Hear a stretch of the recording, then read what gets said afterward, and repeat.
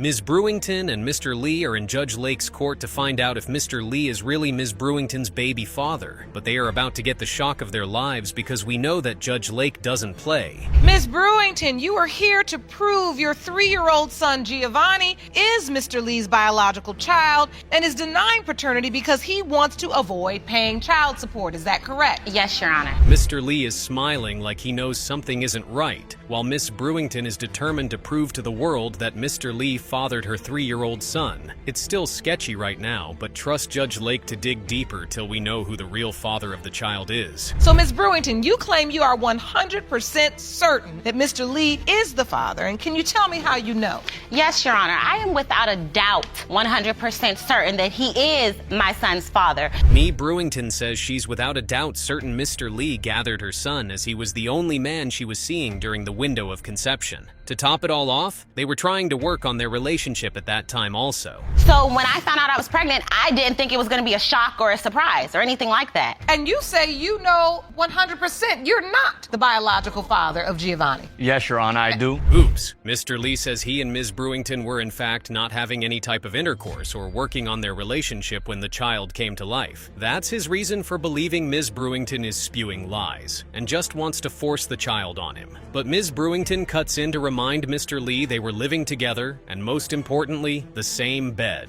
Your Honor, I was living with him. We were living in the same household, in the same bed. Were you living in the same house? Around the time, yes. But you weren't together. Exactly. So were you sharing a bed? Yes, ma'am. And fluid. Okay, Mr. Lee confirms they were truly living together and in the same bed, but there was no relationship. Ms. Brewington doesn't agree with that, as she says they were sharing fluids too. Now this is confusing. Mr. Lee says there was no relationship. Ms. Brewington says there was one they were working on. Who? You can still be sexually active with one another and not be in a relationship. So I guess this does beg the question, were you still having sex? At the time of conceivement, no. So you're saying during the window of time when Giovanni was conceived, you are certain that even though Ms. Brewington lived in your house and shared your bed, you weren't intimate with her? Yes, ma'am. Yeah, right. Was there an intimate relationship between these two? Mr. Lee says nothing like that happened during the window of conception. So Ms. Brewington gives us a detailed explanation on how she missed her birth control shot, and that led to the pregnancy, but Mr. Lee doesn't even believe her. I do, because I'm going to explain it to you, Your Honor. How she said her He doesn't birthday wanna is pay the child 2nd of support, Your Honor. February. It's not. Her birthday's on the 2nd of February. My We birthday's was on not the 1st cool. of February.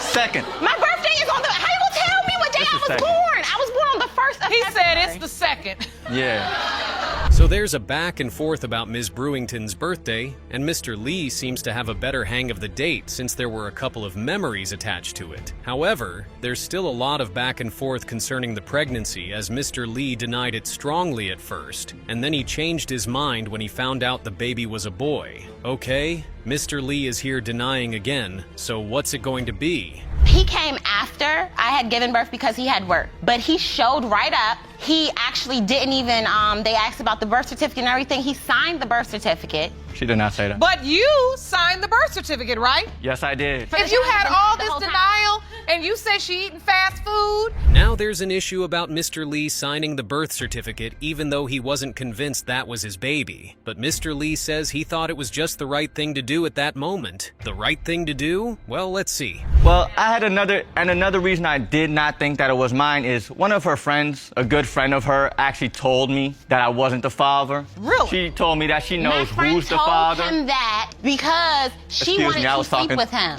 I'm still I talking. actually caught them sleeping together. Oh, there's another person in the picture that may be the problem. Okay, that's complicated, but can we trust Ms. Brewington though? She is holding on to their resemblance even though she had told Mr. Lee multiple times he isn't the father? Whew. Let's get the result and know who the liar is. Mr. Lee, you are not the father. Told y'all. Hold up. I already knew. I told you. Ms. Cotton wants Mr. Pendleton to accept that he's the biological father of her baby, but that won't just fly with Mr. Pendleton as he is ready to go to war to prove Ms. Cotton is just making things up. Pendleton's meddling mother is the reason he is denying your 5-month-old daughter, Love Cotton. Yes, Your Honor. Mr. Pendleton, you are here today with your mother. Oh, So there's Mr. Pendleton's mom in the equation, and Ms. Cotton believes she is the reason Mr. Pendleton won't accept he's her baby's biological father. While that has been established, Mr. Pendleton's reason for not believing he's the baby daddy is that he allegedly cannot medically father a child. Okay, let's learn more. First of all, I just want to say his mother needs to mind her business. Like, at the end of the day, and I understand he's a mama's boy or however she treats him because that's your child. That's fine and dandy. Ms. Cotton says Mr. Pendleton needs to step up and stop being a mama's boy, as he's already a grown man that should be ready to take up his responsibilities. On the other hand, Mr. Pendleton says the baby looks nothing like him, and it's also impossible because he's been trying to have kids for years and nothing happened. Now it gets even more complicated. But when she got pregnant, she told me she was pregnant. Like 2 weeks later, she called me and said it's a possibility, that the baby might not be mine. So if you call me and tell me that, then I'm not supposed to believe you. Okay, so you slept with somebody. Right, but how many times though? Like she told me it was once. One time in April. But how can I believe we were not you? together. When So I'm at the saying end of the day, you tell I'm me a that grown you woman. I did can it. do whatever I want with So my how are you body. 100% sure? Oh, Mr. Pendleton's mother is really meddling, but okay. So now, Mr. Pendleton enters the conversation and reveals how he thinks Ms. Cotton is just playing with his feelings, since she had previously told him she slept with another person before the pregnancy situation came up. It was protected until he took the condom off. And that would be But unprotected. she's 100% sure. So how can you be 100% sure if the guy took the condom off? You know what I'm saying? Like, How can you be 100% You can't. sure, Miss Cotton? I mean, that really is the question of the day besides the paternity. because allegedly she looked like me. But she a baby. She ain't got her features yet. Okay, the timeline is saying something else, Ms. Cotton. If the protection broke off in the middle of the activity, well, the person is also a potential father. But then again, Mr. Pendleton seems to have accepted somewhere in his heart that the baby is his. Because why is he thanking Judge Lake for complimenting the baby? That's laughable. We'll start with the meddling that she says I'm doing. The only thing I've done is tell him, I told him I didn't want him to bring the baby around me for the same reason. But I didn't want my baby around you anyway. She has a whole family that loves her unconditionally. But if she's mine, she though, don't then she need got you a whole at all. nother I have been family. taking. Mr. Pendleton's mother says she isn't interested in meddling into her son's affair. She just does not want him to be a victim of paternity fraud, and that's also her reason for not getting close to the baby. Fair enough. And now Ms. Cotton is out here reminding the Pendletons when she was nothing but kind to them. That's fair too. With your doctor's appointment because your conception date and the window got moved. And they were trying to tell me that I wasn't as far as I knew I was. Like, they tried to make it seem like I wasn't, as far in my pregnancy. But I knew I was farther than what they were saying. So you basically knew more than the doctor. Ms. Cotton is maintaining her stance about her knowing her body more than any other person, which is fine. While ultrasounds may have their lapses too, it's unsure if that's what is happening in Ms. Cotton's case, but never say never. That he is the biological father based upon the due date, right? Yes, Did you tell this other guy that he was a possibility? he's irrelevant. No, but did you tell him he was a possibility? When I found out all the stuff that was going on, I was honest with him as well. Like, That's my point. Ms. Cotton says the other guy is irrelevant, but in the same breath saying she told him he could be a potential father to the baby too. Ms. Cotton's honesty is applaudable, but let's not get carried away because Mr. Pendleton got another girlfriend and things got rocky between him and Ms. Cotton. This is in text messages on Messenger and Facebook. Like, shit, my mama told her the same thing, the baby not yours. And then 2 weeks later or a couple of days, she'll hit me back like, oh, the baby yours. Like, make up your mind. Like, is it mine or not? So, Miss Cotton, were you doing the back and forth because he was making you angry? All of that back and forth, and there's last night? Is that a joke? Anyway, Mr. Pendleton pleads the fifth. Okay, going back to not being able to impregnate a woman, Ms. Cotton says it's not even once, but twice. Okay, we need the result to know if Mr. Pendleton really can't father a child, or he's just fooling around. Mr. Pendleton, you are the father. So, congratulations. This case of Ms. White versus Mr. Hawley has a lot more to it than anyone would expect. It's not just about proving Mr. Hawley is the biological father of Ms. White's child. Ms. White seems to have another skeleton in her closet. Let's find out what it is. Ms. White, you are furious that your on-again, off-again boyfriend of 7.5 years got you pregnant and refuses to do anything for your daughter. You say he better step up and be a daddy when today's results prove what you have always known. Ms. White says it is a 7-year on and off relationship, while Mr. Hawley says it was a 3-year on and off relationship. So now we are off to a bad start. as we don't know who is telling the truth. Results are so important. Today's result is important to me, Your Honor, because I grew up without my father. My father was deceased when my mom was pregnant with me, so I don't want my daughter to grow up without her father any longer. You are overwhelmed. I'm overwhelmed because I've been through too much by myself, and it's like... Ms. White is on the stand being all emotional and teary. She's telling the judge she doesn't want to carry the responsibilities all by herself any longer, but it seems Mr. Hawley doesn't care about her emotions. It's hard to tell whether Mr. White is smiling or his face just looks like that. Let's find out more. No. And why is that? Because I know I'm not her dad. Okay. Your Honor, it's like this. We was together for probably like 3 years. Around the time she got pregnant, Your Honor, we was living together. I was transporting cars from here to Miami twice a week. I would leave and go to Miami. And so at that time, you did not feel like you and Ms. White were in a committed relationship? Mr. Hawley says their intimacy wasn't even a frequent thing, and Ms. White is just trying to sweeten her story with the relationship troupe she is trying to build. Mr. White doesn't believe he fathered the child, and that's the reason he has neither seen her or tried to form a bond with her. Take me to the day you find out you're pregnant. I was having like this emotion, and I didn't know what it was coming from. You know, I just started feeling different. And one night I came home, me and Mr. Hawley was off this night. Only getting off again relationship. I was still staying in his house. There's another man. Now, Mr. Hawley's reason for being doubtful about being the biological father is valid, but we still can't rule out that he may be the father, even though Ms. White slept with another man. And there's the part where Mr. Hawley left the hospital after they told him his on and off lover was really pregnant because he believes that baby couldn't be his. We will find out if that's true or not, Mr. Hawley. I do. And Michaela. Yes. When I was pregnant. So when you gave birth, Mr. Hawley wasn't there? I called Mr. Hawley. Mr. Hawley told me, okay, if that is my baby, you can't be calling me every day because I'm in a relationship and my girl won't be having that. And I was like, what? So you admittedly have not had any relationship with Michaela. The big gums, you say, Mr. Hawley? Okay. Anyway, Mr. Hawley is not accepting Ms. White's daughter because she doesn't have any of his features. Somebody put Mr. Hawley through biology so he'd know it's not only about bodily features, but for now, we need to know more about Michaela's biological father. She didn't show up for neither one. So you think she was dodging the test because she knows that it's not my baby. That Michaela's not your biological child. Meaning you have made every attempt to identify whether or not she's your biological child. She told me it wasn't my baby, Your Honor. So Mr. Hawley says he requested for DNA twice and Ms. White was MIA.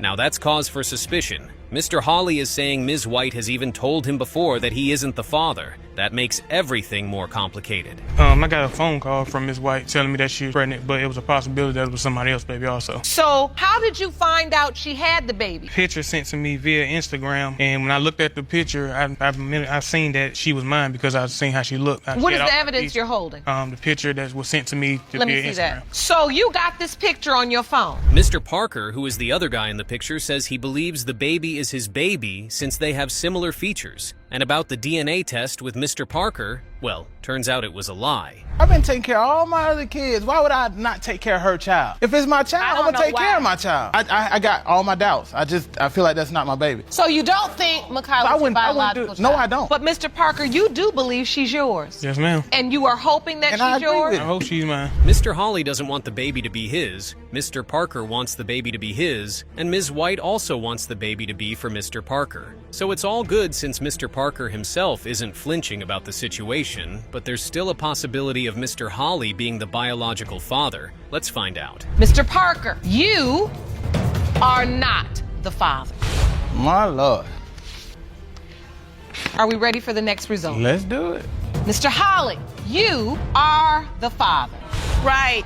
Exactly. I'm sorry, Mr. Parker. When it's a woman suing a man, that's a normal and regular thing at Judge Lake's court. But two women coming together to sue one man, that's on a whole other level. So let's see how this goes. Johnson, you both claim that you were pregnant at the same time with the defendant, Mr. Barber's children. Yes, Your Honor. You argue that he has not been a father to your kids and refuses to support them, but takes care of his other child. Ms. Taylor and Ms. Johnson seem to have had their differences, but they are currently putting that aside to prove to Mr. Barber that he's the father of their kids, and he needs to step up and do better as their baby daddy. Mr. Barber says he doesn't have any problem with these women except for the fact that they demand for too much. Both parties now need to know about the paternity results and keep it moving. Now, Ms. Taylor, Yes, Your Honor. why do you believe his other child and not you? I believe that he supports his other child because he's still sleeping with his other child. Women pregnant at the same time. He is a dog. He doesn't do anything for my child. Ow, that's a heated conversation.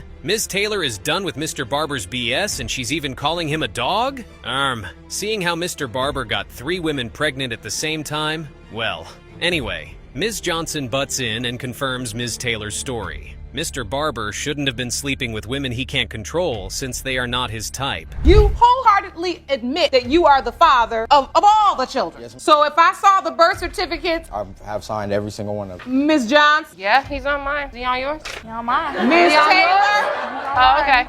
Cut the umbilical cord and everything. What? Did he cut the umbilical cord for you? That was quite emotional for Ms. Taylor, seeing she's the only woman in the picture who Mr. Barber wasn't there for during labor. That's sad, but Mr. Barber said he was at work. But then again, Ms. Taylor says she can't believe that because Mr. Barber always lies. Okay, emotions are riling up and things are getting out. But I didn't show up. I wasn't there. You I did didn't not show up. come I didn't show until up. hours I didn't show up, but later. why? You did Why? not come until Why? hours What did I tell you I was later. doing? What did I tell you I was doing? What were you doing? What was I doing? I was at work. I don't know. You always lie. You always lie and say that you somewhere and you I don't have to lie to you about where I'm at. Lord have mercy. Mr. Barber is on the stand acting like he's getting sentenced to life imprisonment while he's only answering to his crazy lifestyle that led to multiple women allegedly birthing children for him. We wouldn't be here if you weren't everywhere, Mr. Barber. Time to tone it down a bit. What I'm saying is, yes, I've done some things, and I'm not perfect. No, I fall very short of that. But these women know that I love my children, and they know that. You don't show it. How don't I show it? I just took my baby out 2 weeks ago. Yeah, because For you. What are you talking about? Mr. Barber says the women know he loves his babies, but Ms. Taylor fights back saying he doesn't show it. It's hard to know who to blame here. But let's move on, because this case is about to get insane. women stand before the court today and say that you haven't stepped up to the plate financially. At that time, Your Honor, no, I was not. And why was that? Because at that Explain time, that I was to going me. through a lot myself. I was still a kid. We were having kids. I've been in group homes since I was 12 years old. All I know how to do is take care of myself. Okay, Mr. Barber has been through a lot himself, and he says that was the reason he couldn't come through for those kids. Yeah, we are meant to feel pity for Mr. Barber, but to be honest, he isn't the victim in all of these. The kids are. So I actually can make money. I travel. I do things to actually provide for the children. I can take them where they clothes and shoes and things of that. done none of that. Wait, please. No, Like, that's just not one even true moment. because I just took my son missed. out. Oh, Mr. Barber is an engineer now, and he claims he can step up to the plate and do right by his children. But these baby mamas are saying he hasn't done that yet. 2 packs and diapers, 3 outfits and shoes? Maybe Mr. Barber's engineering work is just taking off. He had 3. He had me, he had another female, he had her. So you're telling me he had 3 women pregnant at Yes. the same time? Yes, Your Honor. At the very young, tender age of 18. And we were all 18. All of these women and Mr. Barber at the young age of 18? Now that's wild. But okay. Ms. Cooper says Mr. Barber is capable of being a good father, and the mothers are the problem, because they probably had the children out of spite. Maybe we should get to the results before these women start tearing each other up. When you got these women pregnant, you didn't know who you were. But now you said you found yourself. You know what you're passionate about. You don't want to let the client down, but most importantly, you have to remember you don't want to let your child. Do you understand? You have to now step up to the plate. Mr. Patterson and Ms. Knight are in front of Judge Lake today to know if Mr. Patterson is really the father of Ms. Knight's child. Let's get to the bottom of this real quick. Opened your case today to prove that you are 4-year-old DeMarcus Patterson Jr.'s biological father. You named him and have cared for your junior since birth and are furious the defendant now claims another man is his father. Is this correct? Yes, Your Honor. Mr. Patterson really wants the kid to be his, as he's been there since he was conceived. But Ms. Knight changed her mind and decided she's unsure if the baby genuinely belongs to Mr. Patterson, and she wants to find out in Judge Lake's paternity court. Better late than never. Patterson, you testify you've been there since day one. Please explain. I've been there since birth, since he came out the womb, since he entered this world. When the doctor first, held him up and finally gave him to him, I witnessed him just completely quit crying and looked me dead in my eyes. And that's when, at that moment, I knew I became someone's father. So at that moment, like all the doubts that we had before. So Mr. Patterson had his doubts before, but he let go of all of that after he witnessed the birth and felt a different way as he carried the baby in his arms. Those doubts can't be overlooked, so we need to know about Ms. Knight's messy affair. That Mr. Patterson is not DeMarcus's biological father? I let DeMarcus know when I got pregnant that there was a possibility that I could be pregnant by someone else.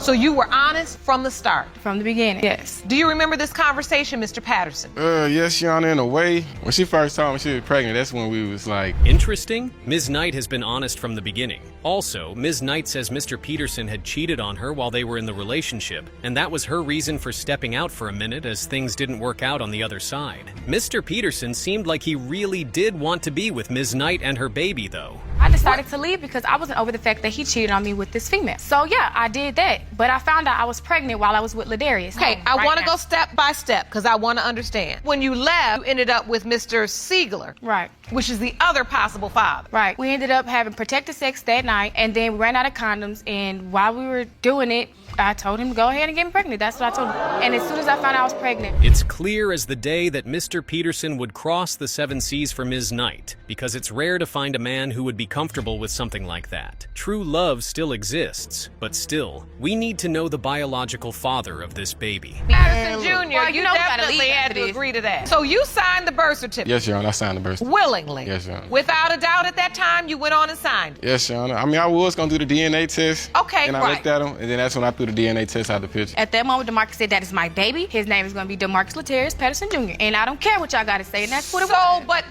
if you know the real truth. Love is playing a major role in this relationship, but at the same time, there's already an intruder, and that could turn the whole situation around. Naming a baby you aren't sure is yours after yourself is a big step for any man. But seeing how Mr. Peterson is in love with Ms. Knight and that baby, he would even lay down his life for them to love. Really could potentially be the other man's child. Well, it was a conversation between me and DeMarcus we had off. DJ turned about 3 months, and I looked at him one time, and I was like, wow, he kind of looked like Ladarius. Oh, so you all were open about this? Yes, always open. We would take rides to the gas station. He'd show me pictures of Ladarius, like, you sure this ain't that? You sure this ain't I ain't gonna lie. First, and we were open about it, all very open about it. This is a whole new level of maturity this couple have going on. They are even so open about the possibility of the other potential father. That's cool. Anyway, just because Mr. Peterson wasn't interested in dropping the half payment for DNA testing doesn't mean he hasn't been there for the baby, as Mr. Peterson strongly affirmed. Her and the other guy in DeMarcus Jr.'s life as well. So you didn't want either guy to be left out until you knew for sure? I guess. It's look, my godmama ended up sending me pictures of it, and me and DeMarcus actually was in the same vehicle at the same time when she sent this one picture. The 4-year-old has already been introduced to 2 separate families. Ms. Knight says they are all a big happy family, and Mr. Peterson should stop pretending. No one can say for sure who the baby daddy is with those dates except for the DNA test result. We need to also hear Mr. Sigler's part of the story. Patterson name, but could potentially have your DNA. Yes, ma'am.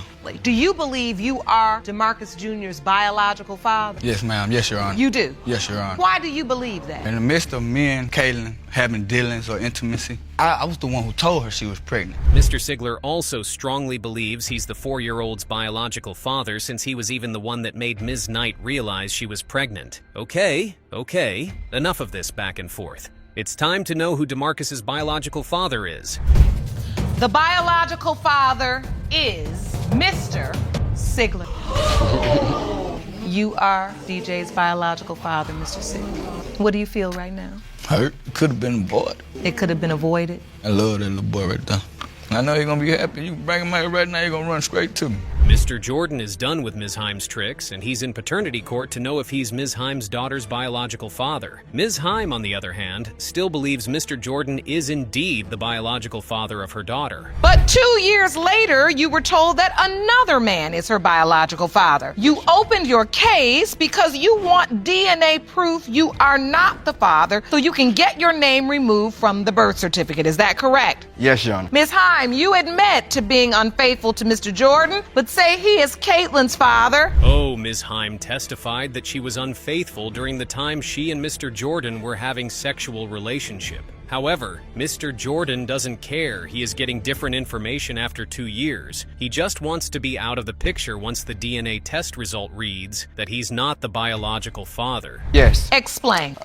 She tricked me into thinking that I was the father. She tricked me into thinking that Caitlin was my first daughter. She tricked me into thinking that the other guy had done got a paternity test on Caitlin. Cause she told me, oh, he already got one, and you know what I'm saying? That's why I know it's just you. She tricked me into thinking that family was something sacred. So Ms. Heim intentionally tricked Mr. Jordan into believing the baby was his because she felt he is a provider and her baby would be safe under Mr. Jordan's care. Mr. Jordan believed Ms. Heim was being deceitful. He's a great father, and I only had sex with one man when we were together, and I had sex with him one time, but we've been messing around for 7 years, and I never became pregnant. I met Chris, and all of a sudden I came pregnant, so I know Chris is the father. So wait, you're saying that you were only having sex with one other man? Ms. Heim denied being deceitful, but she agreed Mr. Jordan is a great father to her baby. Ms. Heim says she slept with the other potential father just one time, and she firmly believes Mr. Jordan is the father of her baby. Not because of any solid evidence, but she just knows in her spirit that Mr. Jordan is her daughter's biological father. Listens to his family members, my family members, the people on the streets, and everything about that. And I just came today to show everybody on the street, his family members, my family members, that he's the father, and I'm tired of it. Because it is upsetting you. Yes. And it's because you feel like they're lying on you? Because Mr. Jordan says you consistently lie. Ms. Heim says she's hurt because her daughter doesn't feel loved by Mr. Jordan any longer. But Mr. Jordan refutes the claim, saying, there has never been a time where the baby felt less loved around him. Well, let's see what happens next. And the nasty afterbirth. Everything. You know what I'm saying? I was there for the weird pregnancy cravings. I was there to rub the feet. I was there to get up out my sleep at night to go get pickles and ice cream. That's what I was doing, you know what I'm saying? Because at the end of the day, I never grew up with my parents. You know what I'm saying? So I'm real big on being a parent to my child. That, like, when this little girl was born, like, that would change my life. Like, that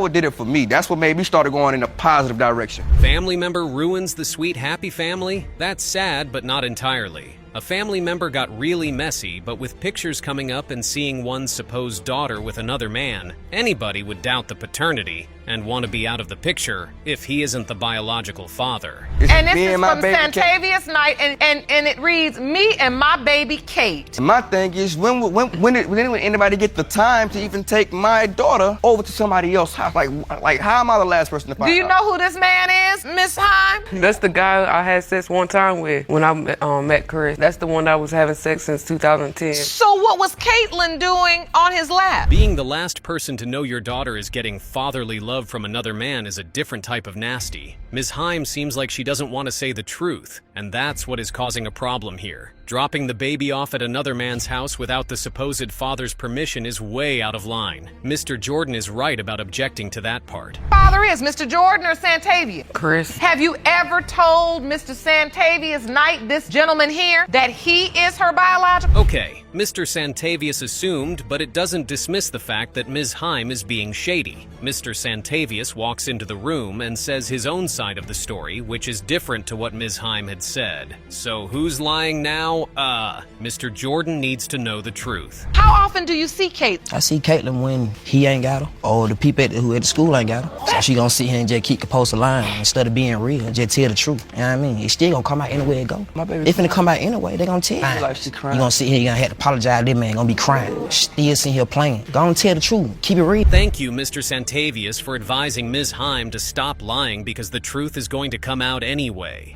Mr. Jordan is standing there not knowing what to believe. It's time to put him out of his misery. Let's see the result. The biological father is Mr. Jordan.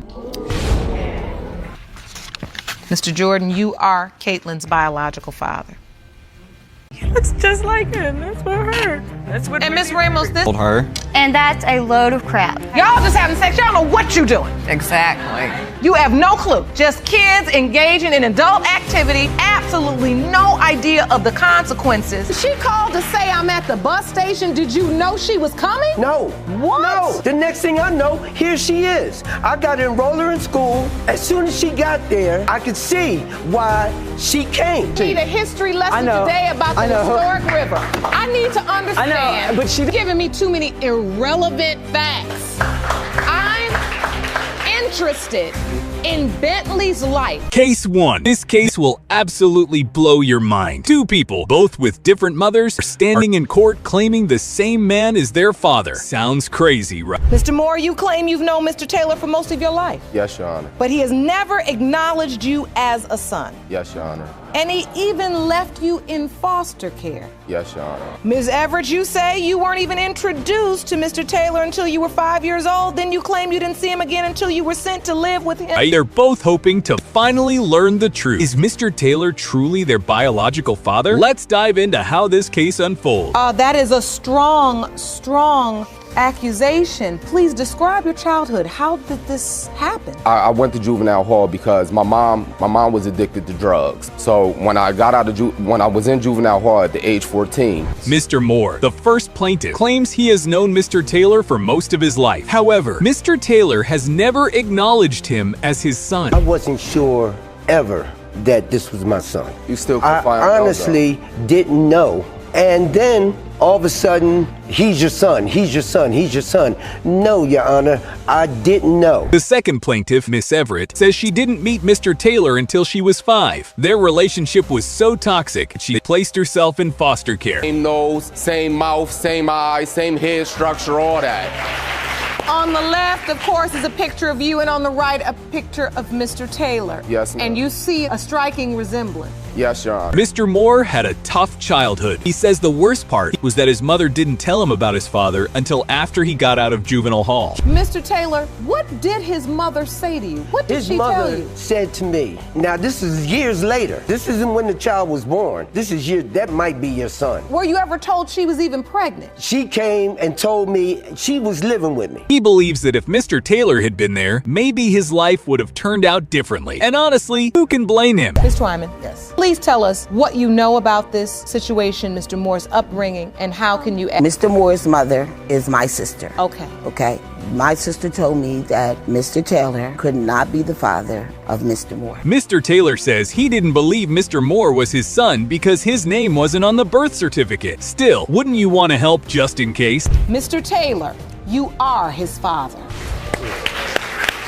Mr. Taylor, I can see you have tears in your eyes. What are you feeling right now? I'm feeling that I finally know instead of doubting for all these years. 31 years old.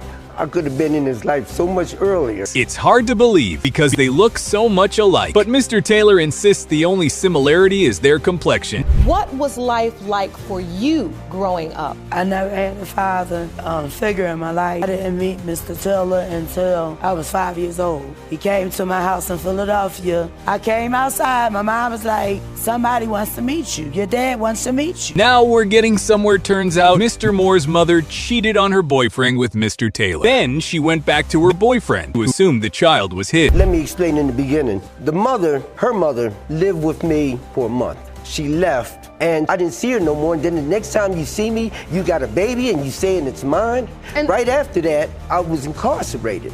I was gone. That really complicates things. Mr. Moore's aunt even says her sister swore Mr. Taylor couldn't be the father. At this point, a DNA test is the only way forward. I didn't go to amusement parks when my friends went to amusement parks. I didn't go to parks. I didn't go to family reunions. I didn't go to no type of anything. He was nowhere in the picture. Your Honor, from 5 to 14 years old. I wasn't in the picture is because I had all the doubts.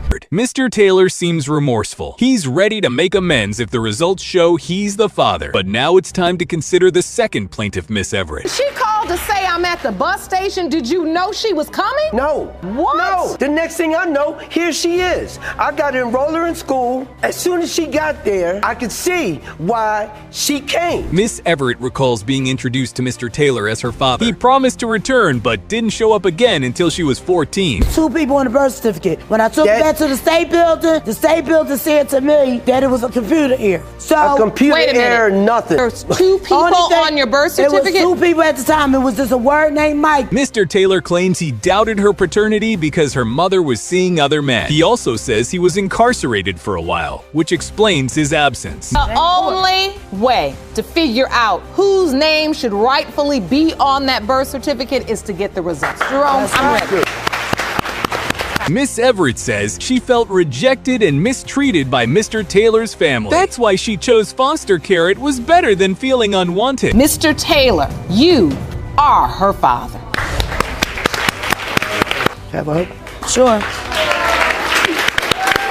Case 2. Miss Hogland admits she had unprotected sex with both her husband and a coworker during the same time period. Now, she's in court, desperate to end the questions about her child's paternity that have shaken her marriage. Ms. Hoagland, you confessed to having unprotected sex with your husband, Mr. Hoagland, as well as a co-worker within the same time period. That's now you correct. say you're here today because questions about paternity have haunted your marriage since the birth of your firstborn, 3-year-old Bentley. That is correct. The pressure is intense, Mr. Hoagland says if the child isn't his, he's ending the marriage. Despite having other children together, he says he can't continue living with this doubt. All right, well, take me back. You accuse her of cheating with a co-worker. And really knew I liked her from the moment I saw her. This guy that she got with obviously took advantage of her. And why did I get with him? I got with him because your roommate, your controlling roommate at this company, told me that you were interested in dating anyone. Interestingly, Miss Hogland claims her coworker once told her he was celibate, which is why she chose to be with her husband. She says staying away from sex might have saved her from all this drama. This is the month that I conceived my son. As you can see, on the 2nd is when I had an intimate relationship with my coworker. In blue? Yes. And then on the 20th of June is when I started an intimate relationship with my now husband. Things heat up when Miss Hogland shares medical evidence. Her doctor said the likely date of conception points more to the coworker being the father, not her husband. Blue or green eyes. And his hair, granted his hair is brown, he gets that from his mom. But I have very coarse hair, clearly. He doesn't have high cheekbones like me. So as he's gotten older, I can see more features. Your Honor, that He baby walks a little looks like different. his mommy. No wonder Mr. Hoagland has his. Doutsy says they had unprotected sex, yet the baby looks nothing like him. Plus, the timing of conception just doesn't add up in his eyes. When I look at him now and I have this image of the guy that she was with before me, he does resemble him. So does he look like your other children? I mean, his younger brother, Presley, I mean, they have very similarities. As far as the only similarities, it's really... Surprisingly, they're still together, even though the tension is clear. Miss Hoagland admits her husband treats this child differently than their other kids, and it's breaking her heart. It's funny how when I mentioned to you just the other week, because we don't live too far from, it's a river, it's a very historic river, it's called Indian Creek. But anyway, I was like, Mr. hey, let's Hoagland, go I don't fishing. need a history lesson today about the historic river. I need to understand. I know, but she's not painting the picture of where... No. You're giving me too many irrelevant facts. I'm interested in Bentley's life. Adding to the drama, Miss Hoagland even missed a previous court date. Maybe she already suspects what the DNA test will reveal. But now it's time the judge is ready to read the result. Junior, you are Bentley's father. Yeah! What? Thank you, Judge. You all need to do some talking. Case 3. This case is wild from the very start. Miss Ramos comes to court to prove that her ex-fiancé, Mr. Edwards, is the father of her child. But Mr. Edwards claims she changed her due dates to make it look that way. Ms. Ramos, you are in court to prove that your ex-fiancé, Mr. Edwards, fathered your 1-month-old son, Xavier. You claim that after sharing your news, were pregnant with his baby, women he was secretly cheating with started coming out of the woodwork trying to convince him he's not the dad. Is that correct? Yes, Your Honor. Hold up, Miss Ramos admits that she's not the only one questioning the paternity. She says random women have told her that Mr. Edwards isn't the father. That level of doubt says a lot. In my mind, I'm the type that's like, gives the people a benefit of doubt that they change after a while. And I gave him that benefit of the doubt. But then that's when he started doing the cheating from the whole time. Turns out Miss Ramos wasn't exactly innocent either. She says things weren't serious between her and Mr. Edwards, so she slept with her ex. But when she found out she was pregnant, things suddenly got serious. So at what point do you find out she cheated? Well, at the beginning, when she was at least like a month a month pregnant. That's when she had slept with a relative of mine. I disagree. It's not even a blood relative, first of all. It was all through marriage. And then she drops the bomb she slept with one of Mr. Edwards' family members while just a month pregnant. She defends herself by saying they weren't on good terms at the time. Still, that's family. Ended up eventually moving in her apartment. Now, the relative of mine is the person that she slept with when she was about a month pregnant. Her story was that she was asleep and he was going in and out of her. Things get worse when she says she wasn't even fully aware it was happening. Wait, what? How can someone not realize they're sleeping with another person? That excuse isn't helping her case at all. So once you found out she was intimate with this person, that led you to believe she had been intimate with this person before? It's just too many times where she slept with people. Then one time, she had texted my phone and said that she had another confession. She wanted me to meet her at the grocery store. Even Judge Lauren is clearly disturbed. Miss Ramos goes on to admit she also slept with another man and contracted 2 STDs while pregnant. That's not just reckless, it's dangerous. Both decided that we wanted to have a complete family. He asked me to marry him. So after all this, Mr. Edwards, you agreed to marry Miss Ramos? You asked her to marry you? Yes, I did, Your Honor. Okay, because you felt like you really wanted to try to make it work? Yes, with the child, Given everything, it's hard to blame Mr. Edwards for having doubts. How could anyone go through all of that and still be expected to believe they're the father without question? Exactly. Look at that. Mr. Edwards, you look pretty happy. He looks just like him. That's what hurt. And Miss Ramos, this upsets you? Yes, it hurt. It upsets me bad. It upsets me very bad. Jerome, I want you to give Mr. Edwards a close-up look at this picture. Funny enough, Mr. Edwards looked thrilled in a photo holding the baby. He genuinely seemed like he was ready for fatherhood. But Miss Ramos's actions made it hard to keep that trust alive. So he didn't sign the birth certificate, but you still gave Xavier his last name? Because him and his father told me to give him his last name. They were both there. I did tell her to give the child my last name. If you still feel like that's a doubt for the baby, then why, again, want me to put your last name? The judge makes a solid point, Mr. Edwards stepped up from the start. He supported Miss Ramos through the pregnancy and played the role of a father. But why stay if he never trusted her? She was pregnant. It was already a rumor going around that she was pregnant before they started talking by somebody else. Disagree. Everybody knew about it. Well, that's because everybody's always making up lies because nobody likes me. Before I even seen you, I knew about you. Everybody was talking about you. Okay. So who is this girl that's sleeping with everybody? This case is one of the messiest to ever hit the courtroom. Even Mr. Edwards' witness says Miss Ramos was with other men before the relationship began. Now, only the DNA results can reveal the truth. Mr. Edwards, you are the father. I want you to apologize to our son because I told you since day one. How do you feel in this moment, Mr. Edwards? I'm afraid. Case 4. This was another intense battle between a baby mama and a baby daddy's mom. Miss Whitaker dragged the defendant to court, trying to prove he's the father of her child. She claims his only doubt stems from his manipulative mother interfering in their relationship. Ms. Whitaker, you've summoned Mr. Schroll to court to prove that he is the father of your 2-year-old daughter, Brinley. Because he's a mama's boy. She has never done anything but come in between our relationship. Even when we were having fights in our relationship, she was always in the middle of it. It was never just me and him, it was me, him, and his mother. Defendant clearly doesn't play when it comes to his mom. Miss Whitaker said their relationship started beautifully, like something out of a fairy tale. But as she told her story, some parts just didn't add up. Fell in love from the beginning. We were never separated. We probably spent 3 days apart in the entire almost 3 years we were together. From the time we started dating, our parents let us spend the night together. We were either staying at my house. Wait. They what? Yes. They let us stay the night When you together. started dating, your parents let you spend the night together? Yes. At each other's homes? Yes. At one point, we were completely living together. It's hard to ignore that parenting issues to letting teens be sexually active without boundaries is never a great plan. Miss Whitaker's story shifted. First, they were one happy family. Then suddenly, his mother became the villain. She was always in the middle of our relationship. She even made the comment one time that I can't wait till you're 18 because I'm going to beat you. And then when she found out I was pregnant, she said, I guess I can't do it anymore now. Mr. Schroll, did you know your mother didn't care for Miss Whitaker?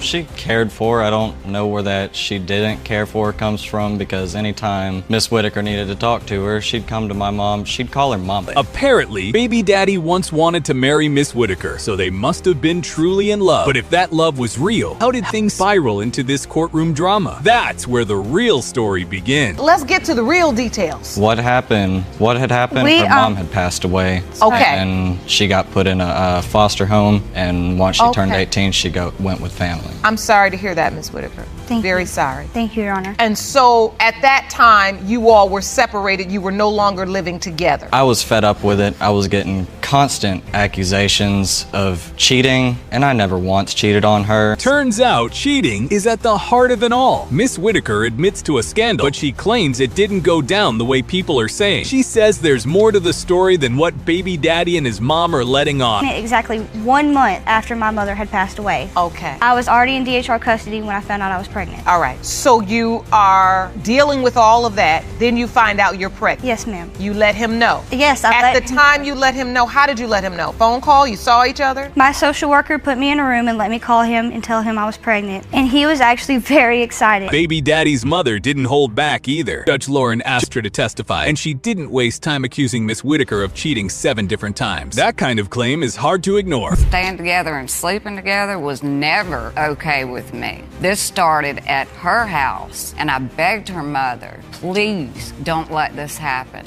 It's not happening at my house. Y'all are too young for this kind of relationship. Her mother couldn't do anything with her. Please don't bring my mother into this, because she's dead and she can't defend herself, and I would very much appreciate it if you kept her out. Miss Whitaker stood firm though. She said they were trying to ruin her image and twist the narrative. While she admitted to cheating, she insisted the situation was misunderstood and happened very differently. Well, And tell he said, me. Tell me what happened. Tell the court. It wasn't something I was proud of, and he's not even a possible factor for the father. I have my conception date right here. I'd like to see that evidence. Will you hand it to me, please? I conceived at the beginning of August. I did not sleep with him until the end of August. So let me understand this. You've prepared a calendar for the court. Yes, ma'am. I slept with Christian every single night, sometimes 2 or 3 times a day. I don't remember all. Wow. Things got even worse. Baby daddy said that 4 months into the pregnancy, he discovered not only the cheating but that there could be more than one possible father. That crushed any trust he had left. It came out to me after she was pregnant. It came out that there are more than one possibility. When did this come out? This came out when she was maybe 3-4 months pregnant. How did it come out? Who told you that? She told her. And that's a load of crap. Y'all just having sex. Y'all know what you're doing. Exactly. You have no clue. Just kids engaging in adult activity. Absolutely no idea of the consequences. And then came the biggest shocker. Baby daddy's name isn't even on the birth certificate. Miss Whitaker let her new boyfriend sign it instead, without ever informing the actual father. Separated, I had started dating someone else. Are you on the birth certificate? No, ma'am. No, I go there. He cuts the umbilical cord. He's on the birth certificate. He didn't even cut the umbilical cord. The boyfriend's name's on the birth certificate? Yes, Your Honor. I have her birth certificate right here. So hold on. This is a birth certificate, certificate of live birth. Brinley Ann Smith, and father's name is Nicholas Dwayne Smith. At this point, resolution seemed impossible. The constant arguing, emotional outbursts, and family drama only made things worse. The only thing left that could settle it all, the truth hiding inside the DNA envelope. Mr. Schroll, you are her father. I am. Oh, God. Then I apologize. I apologize for everything. I really do. I'm sorry I put you through this. I'm just so happy after 2 years, you finally know you can finally start being there. And I will be. Give her a hug. Would you be willing to give me a hug? Can I give you a hug? Case 5, Miss Thompson storms into court, shouting that she'll never let her 11-year marriage fall apart even though she cheated on her husband multiple times. She insists their 4-month-old child belongs to Mr. Thompson and claims his doubts are completely baseless. It's very difficult. You know, I want Micah to be his son. I don't want to lose my best friend. We've been together for so long, and you know, I just don't want to lose him. All right. Well, take me back. I want to understand how this relationship began. Certainly, at some point, you all were happy together. Yes. She's emotional and clearly doesn't want to lose her man, but Mr. Thompson isn't fully buying it. He says their marriage has been rocky for a while and throws in a jab about her being allergic to cooking and cleaning. No. I found out she was doing some things that she shouldn't have been doing. Text messaging, meeting up with guys and stuff like that. So when I confronted her, she said it wasn't true. So when she said it wasn't true, I found out otherwise. I had to get a DNA test on my first two boys. We married, but every time while we're in a marriage and every time you get pregnant, I gotta get a DNA test. So here's where it gets weird, Mr. Thompson has DNA tested all their kids. That's not a great look for someone trying to prove loyalty. It's no surprise they've landed in front of Judge Lauren. I was gonna ask the same question. I don't understand. What happened in this relation? Honestly, Your Honor, I think when we first got married, we really weren't ready to be married.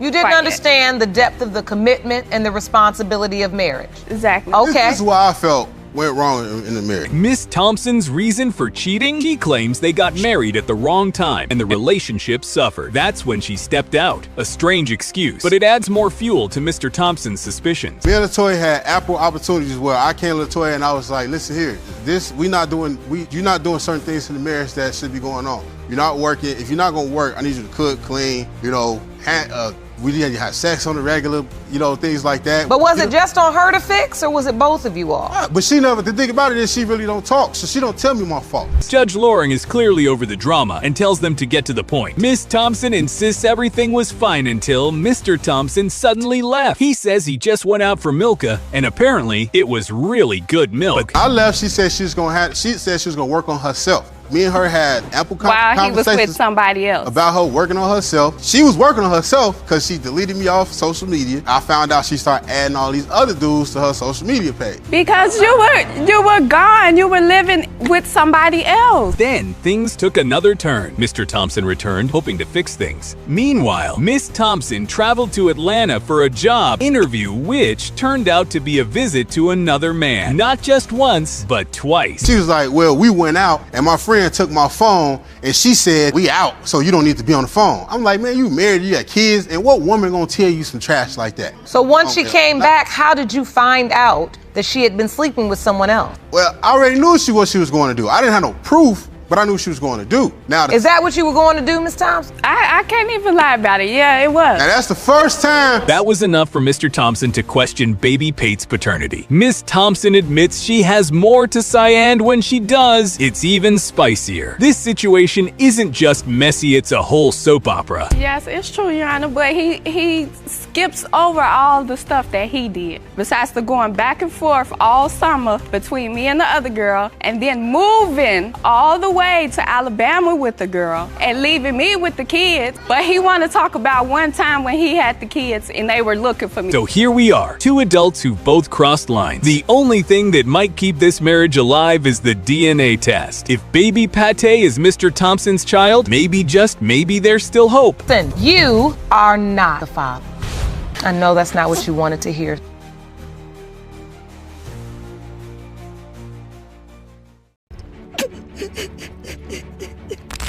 The streets talking. She was messing with other people at the time, Your Honor. What that's other why. people? That's You don't why. even know me. That's why I'm saying we heard from people Where? that she was pregnant before she started messing with my brother.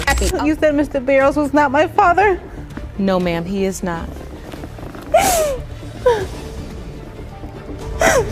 Miss Brandy Lane appears in court following revelations that the man she believed to be her father for the past 30 years may not be her biological parent. Mr. Lane states that he was incarcerated for 5 years due to unpaid child support. Ms. Lapine, you say for the past 30 years, you'd always believed the defendant, Mr. Lapine, was your dad. Yes, Your Honor. Then just months ago at a family dinner, you were told by a family member that he's not your biological father. Yes, Your Honor. Judge Lauren inquires about when Brandy first became aware of the doubts regarding her paternity. She explains that this realization occurred a few months prior during a family dinner, where a relative suggested that she bore no resemblance to her father. I don't know if he's your dad or not because you don't look like your dad. He might not be your dad. Did you ever heard of anything like this? No, Your Honor. What did you say? I went to another family member and asked if this was true. They just told me that this was not the time or place to talk about it and just shrugged it off.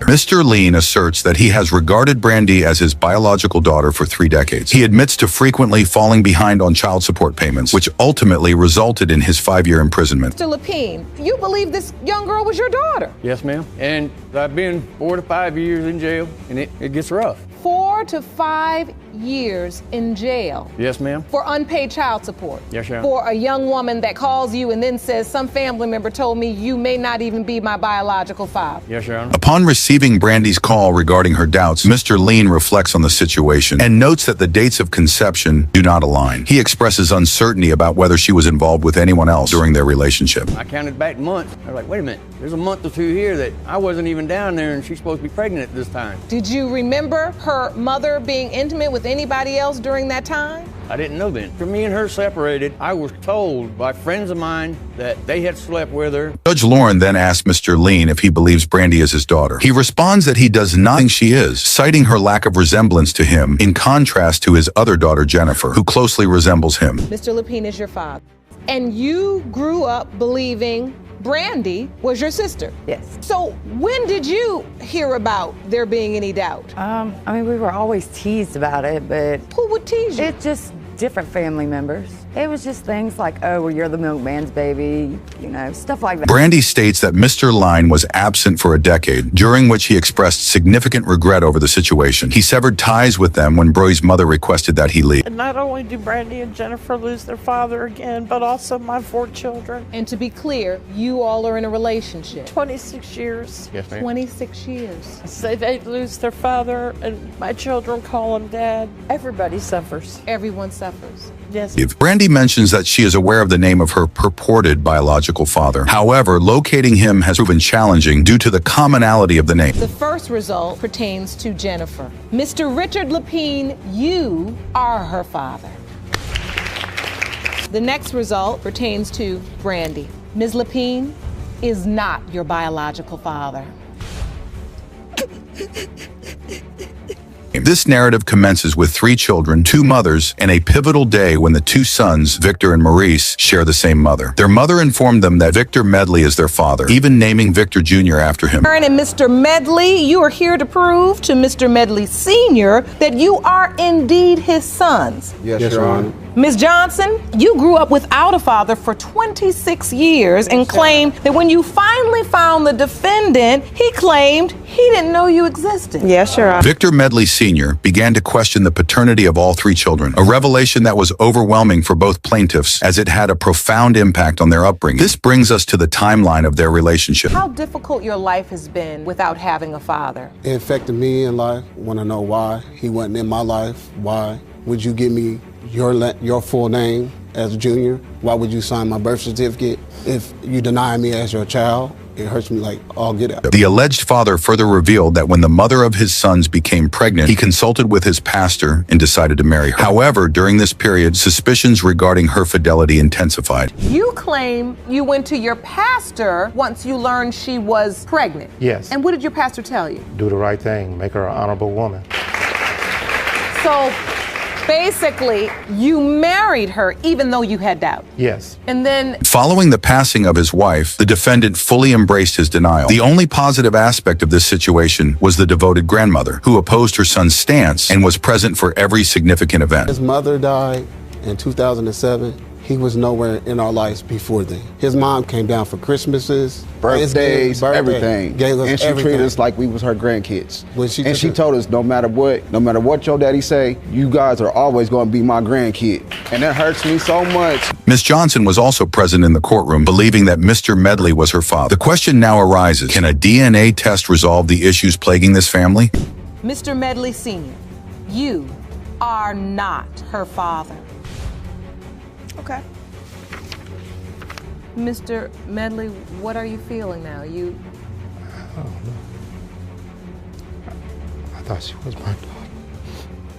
Miss Wilson and Mr. Woody appeared in court to determine the paternity of their 2-month-old son. Mr. Woody, who has affection for the child, harbors doubts due to Miss Wilson's admission of having been intimate with another individual around the time of conception. Confess you slept with another man at the time of conception, though you honestly can't be sure who fathered your child. Hoping today's results will give you that answer. Yes, Your Honor.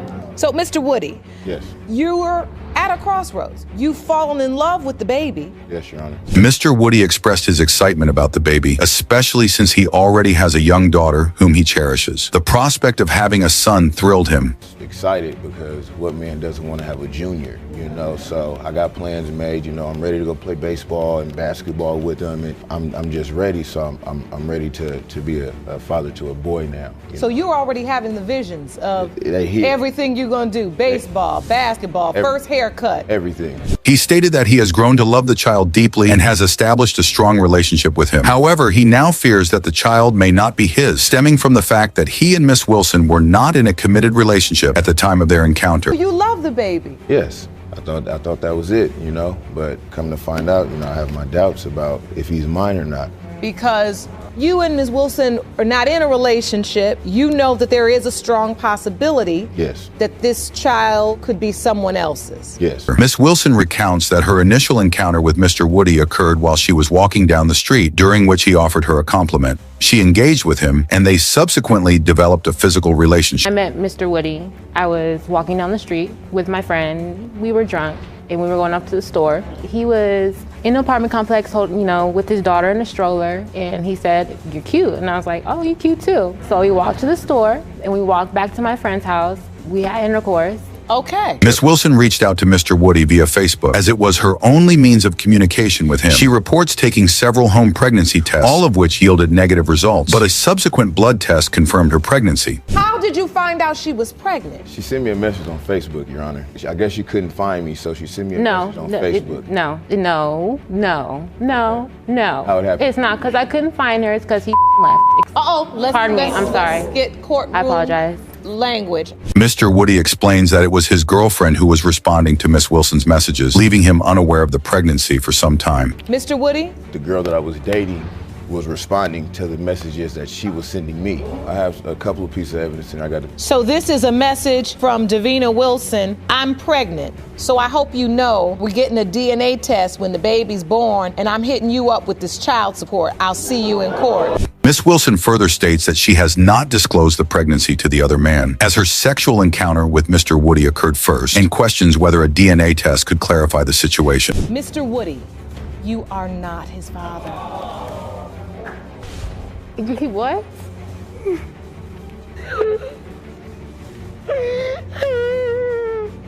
Jerome, will you please have her sit down? Miss Jacobs has summoned Mr. Walker to court, asserting that he is her biological father. She expresses feelings of abandonment as he left shortly after her 14th birthday. Mr. Walker explains that he overheard a troubling conversation between his wife and Miss Jacobs' family. On her 14th birthday, Your Honor, we were outside celebrating with 4th of July. I heard an argument inside the house. So I go in to see what's going on, and my ex-wife, her mother, and her sister was in there, and she was screaming at her mother like, well, she was drinking, so she was being belligerent and stuff. She's like, well, you know there's a chance they're not his kids, and I don't know what to do. Miss Jacob expresses that she was completely unaware of the circumstances surrounding her father's departure, feeling as though he abandoned her without justification. Following his exit, she was placed in foster care.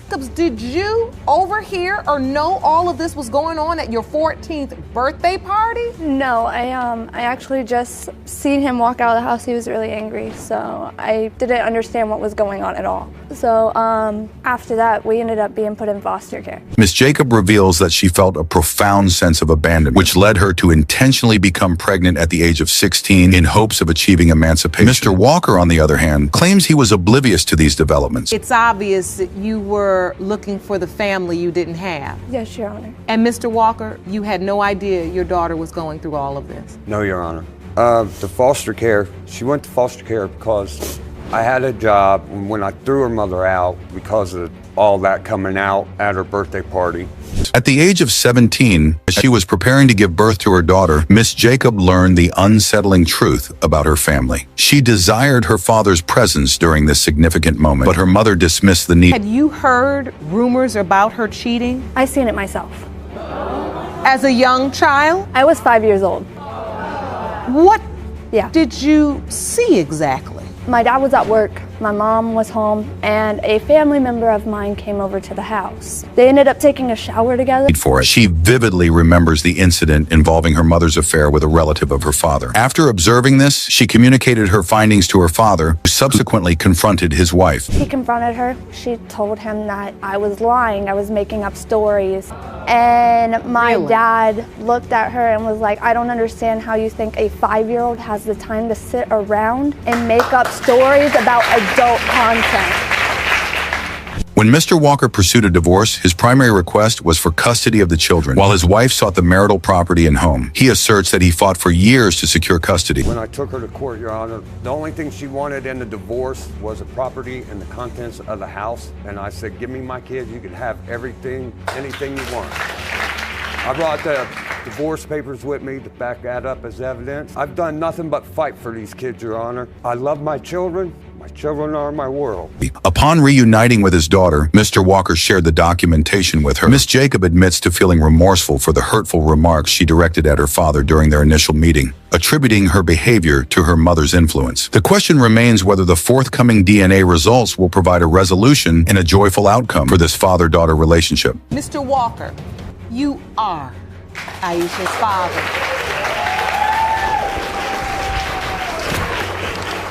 I love you.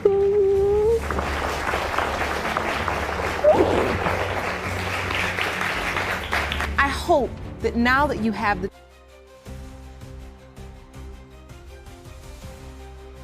DNA doesn't lie.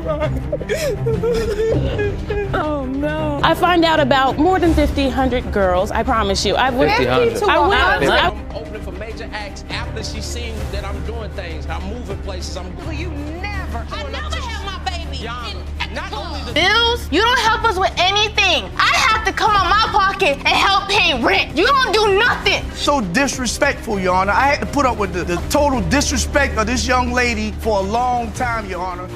In this dramatic episode, Miss Brown and Mr. Lang find themselves in a fiery battle over the paternity of a beautiful baby girl. Emotions run high as both parties accuse each other, and the courtroom becomes a tense environment. Lang, you and your mother, Ms. Lang, have been waiting in agony to find out if you're indeed the biological father of your little daughter, Janelle. Although you have serious doubt, Mr. Lang, you want nothing more than for this child to be yours. Yes, Your Honor. Miss Brown stands firm and confidently denies all accusations of cheating. She appears composed and determined to protect her image. The court listens closely as she begins to share her side of the story. I've never slept with Mr. Dixon. Mr. Dixon and Mr. Lang have been not friends for a while. They've been going at it, trying to fight each other, trying to find each other. Okay, so you're saying her assertion isn't true? No, it's not true. She explains the nature of her past conversations with Mr. Lang, hoping to provide clarity. Her intention is to show that nothing inappropriate happened and that her words have been misunderstood or twisted. He was on and off for 2 years because he cheated on me every other day. I find out about more than 100 girls, I promise you. I went back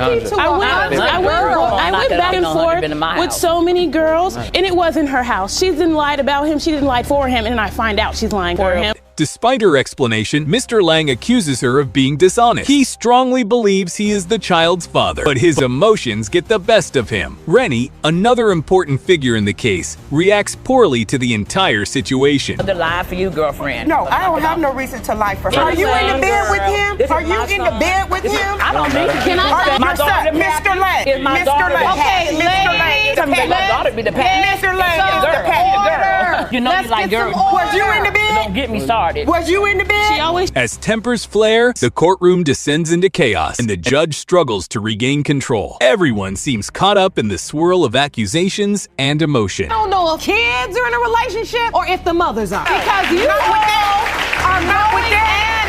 You are in the middle of the relationship. Thing over there. That thing over there. Every time they got it, ladies. Listen.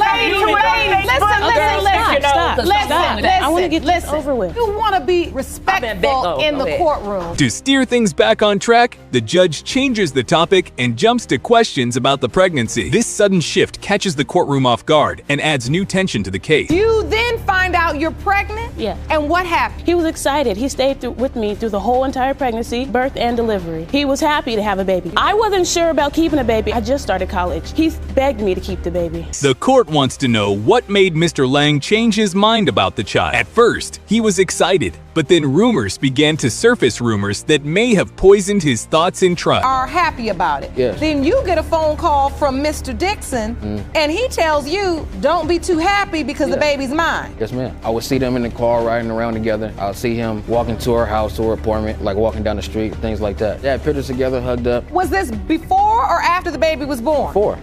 Despite his doubts, Mr. Lang continues to post pictures and comments about the baby on social media. This confuses many and makes the situation even more complicated for Miss Brown and her family. Looking at the evidence that was presented, these are posts. Oh, it says, say we don't look alike, laugh out loud, boy, that's all me. That's you posting about the baby, right? I wouldn't post anything about, I don't know if this is my baby or this and that. I've been there the whole What does say we don't look alike mean? In an attempt to settle things peacefully, Miss Brown's mother steps in. She offers to pay for the DNA test herself, hoping this kind gesture would bring closure and clarity to the issue. All this mess was coming up. She would talk mess behind my back about the baby not being Mr. Lang's, but when I confronted her, she said she never said it. I did. But when we got into an argument, that's when the topic of the baby not being theirs came up. I offered to pay for a DNA test. But after that, she never said another thing. However, her effort doesn't go as planned. The test is not accepted or trusted by all parties involved. Just when things seem like they couldn't get worse, a shocking twist is still waiting to unfold. Mr. Lang, you are not the father. Are you serious? That's a lie. That is a lie. The DNA doesn't lie. Oh no. Mr. Hunt walks into court today determined to put an end to what he calls a gold digger's nonsense. He's ready to prove his point and finally clear his name from the drama that's been following. Mr. Hunt, you have petitioned the court for a paternity test to prove that you are not the father of Ms. Tinsley's 3-year-old daughter, Josiah. You say that she is a gold digger and that your relationship with her was brief and purely sexual. Ms. Tinsley, on the other hand, stands strong and confidently denies every single accusation made against her. She insists she's not after money, just fairness and truth. Could care less about Mr. Hunt's rap career or his money, and your only concern is that your daughter grows up with a father. Yes, ma'am. You admit that you were confident another man was her father until a previous DNA test proved otherwise. But now there is no question in your mind that Mr. Hunt is your daughter's biological father. Yes, ma'am. Taking his turn, Mr. Hunt begins describing Miss Tinsley as someone with a cocky attitude, though he carefully tries not to appear arrogant himself. His words stir quiet whispers around the courtroom. Like the hottest rapper around, not to be sounding cocky or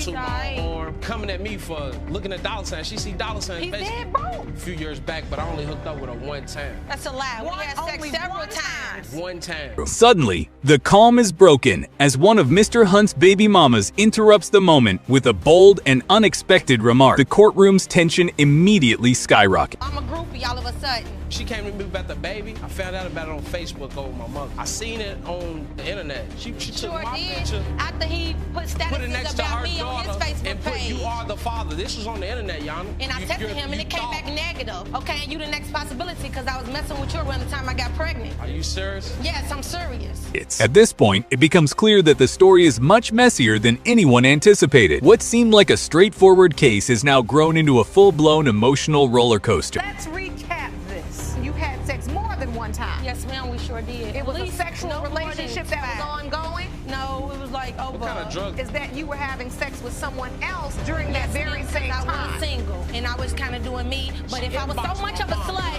I would have 5, 6, 7 kids by 7 different men. I got 2 children by 2 different men. Rather than solving the paternity issue, the arguments are only raising more questions. Miss Tinsley's claims and the interruptions from others are making things even more unclear. Tested one man. Yes, ma'am. That you thought was your child's ex-boyfriend. father. Yes, ma'am. Because that was your boyfriend at the time. No, not at the time. It was just my ex-boyfriend. We were still kind of messing around. She waited till after I had a buzz in my city. I'm on the radio. I'm opening for major acts. After she seen that I'm doing things, I'm moving places, I'm going This is around. what fame does to people. But hold on there, still more chaos to come. Judge Lauren hints that deeper truths are about to surface, and everyone prepares for another wave of revelation. Came to the club with the baby? Jan, our kid you not. She came to the club with the baby on her arm yelling, "You are the father, this is your baby. Why aren't you taking care of your baby? You're a deadbeat dad." I cannot believe what I'm hearing. So that didn't happen. Miss Hensley, you never. I never had my baby In an unexpected move, Judge Lauren calls Mr. Hunt's mother to the witness stand. Her entrance brings a noticeable shift in the courtroom's energy and curiosity. I'm not raising mama's boys, I'm raising men. And if he is the father, then he's gonna step up and do what needs to be done. Okay. I've already drawn my conclusion about this young lady. She told me that somebody else had been tested. We're testing for DNA, but we might need to test for STD. Judge Lauren, looking serious, voices concern not just about the paternity test, but also about a larger issue. Why would a mother publicly shame her own son? Why do you make that move? Why do you post her picture alongside this man's picture without confirmation that he's the father? Mother does that with their child's picture. Him or his mama tell me anything different. Let's get one thing straight. That father at risk or exposing his personal business, you're exposing your child. It feels like more than just legal judgment is coming. Some serious emotional lessons are on the way. Judge Lauren clearly thinks this family needs more than just results, they need growth. When you put them out in the universe for everyone to see. I know. It's let's keep it really real. You didn't have to go that route. Finally, with all voices heard and emotions high, the moment of truth arrives. The room goes silent as everyone braces themselves for the DNA test results that could change everything. The case of Hunt versus Tinsley. When it comes to 3-year-old Josiah, Mr. Hunt, you are not her father. Yeah, wow. Thank you. Thank you. Mr. Zara returns to court, still reeling from the betrayal by his best friend and girlfriend. But this time, it's not just heartbreak, it's another serious paternity doubt hanging over his head. Last appearance in this courtroom, you confess you walked away devastated upon finding out you were not the biological father of the defendant's son. Yes, Your Honor. Now you say that experience has left you in doubt about whether you're the father of her 8-month-old daughter as well. The man seated next to me could be your daughter's biological father. After hearing the initial statements, Judge Lake decides to shift focus to MC Caffrey, a surprise witness. The tension in the room grows as all eyes turn to him. Were you intimate with Ms. Nato? Yes, Your Honor. You were? Yes. Without protection? Yes, she was sleeping with me, my boy, and him, but who knows if it was all at the same time, you know what I mean? So, Mr. Zara, do you believe that? Yes. Mr. Zara, you say you brought a surprise witness. Yes. Mr. McCaffrey and Ms. Nato were sleeping together. Yeah. MC Caffrey delivers a jaw-dropping testimony, revealing details that no one expected. His words not only shock Mr. Zara, but also leave the courtroom buzzing with whispers. Facts do you have, or what knowledge do you have regarding this situation? 2 individuals together when I was with one of Tom's ex-girlfriends. We ran into them two at a store. You seen us together. Did we have our clothes on? Yeah. Were we sleeping together right in front of your face? Did No. you see us have sexual intercourse? Do I know you So have your sexual testimony intercourse? is completely irrelevant. This bombshell is just enough to push Judge Lake over the edge. Her calm demeanor begins to crack as she struggles to keep order in an increasingly chaotic case. I'm not sure if there were eyewitnesses with the person you were sleeping with in the last case, when unfortunately No, but I never you denied ended up with either one of them in the last ended up in a situation where Mr. Zara was not the father Absolutely. of the And child. I told And look, unfortunately, that situation is what has led him to the doubt he's experiencing right now. Next, things take a wild turn as 3 different men step up to the stand. All of them are testifying against the same woman, each with his own story of betrayal. Let me correct that. We're not as close as we used to be. Okay, well, you're not as close as you used to be. So now, what do you have to add to this story? I was with Kayla the longest out of anybody. I was with her first. When me and her first initially split up, she had started talking to Tyler. They weren't together in a relationship. They were together as friends. They hung out together. They partied. They did what they did. They were friends with benefits, more or less. Judge Lake attempts to piece together a timeline, trying to determine the exact moment of conception. She hopes this will help sort out the web of conflicting stories. Were in a sexual relationship with Ms. Nato and the extent of time. I don't remember the extent of time. It went over for a good amount of period of time. You also petitioned the court for a lie detector test. Yes. Why? She lies to me all the time. I just want to find out truth. He's a liar too. They all are. Despite their different experiences, all 3 men oddly lead the court toward a similar conclusion. Their their overlapping accounts result in a strange, unexpected resolution. Did you sleep with him? Yes, I did. Have you slept with her too? Absolutely. Well, goodness gracious. I'm trying to break this down to you so you can understand it, because this anger you have, it's not productive, and it's not going to be falls back on me. Exactly, which means you got to leave. But I'm not the only bad guy. They need to leave me alone. I don't think you're a bad guy. To clear the fog of confusion, Judge Lake orders lie detector tests for everyone involved. She's desperate for truth in a courtroom clouded by emotions and secrets. Are there any other potential biological fathers of baby Ariella other than the two men who have been DNA tested for this case? That's Mr. Tom Zara and Mr. Tyler McCaffrey. You answered no. And the lie detector results revealed you were being truthful. Now, with everyone on edge, the time has come to reveal the final results. The courtroom falls silent, knowing these answers could bring closure or unleash even more drama. It has been determined by this court that her father is Mr. Zara. You have a lot of apologizing to do. Child support battles and the looming threat of jail time have brought Mr. Redmond to paternity court. He's desperate for answers and determined to find out the truth about his alleged daughters. Currently owe more than $10,000 in child support for the defendant's two teenage daughters, LaQuandria Redmond and Kaisha Redmond, who you say are not yours. Is that correct? Yes, Your Honor. Over 19 years, I've been taking care of these kids, and Your Honor, I've been going to jail, and I know for a fact that these kids aren't mine. Mr. Redmond firmly believes that neither of the two girls is biologically his. Miss Patterson takes the stand with confidence, insisting that he is indeed their father and always has been. Your ex-husband says that he don't think either child is his. You don't believe that. You say they are his. They are his, ma'am. I never cheated on them. She's untrustworthy, Your Honor. I've caught her cheating on me numerous amount of times. To support his doubts, Mr. Redmond brings an exhibit chart outlining multiple occasions when he believes Miss Patterson was unfaithful during their relationship. It's a bold move meant to shake the case. This is a picture of me coming home from work, Your Honor.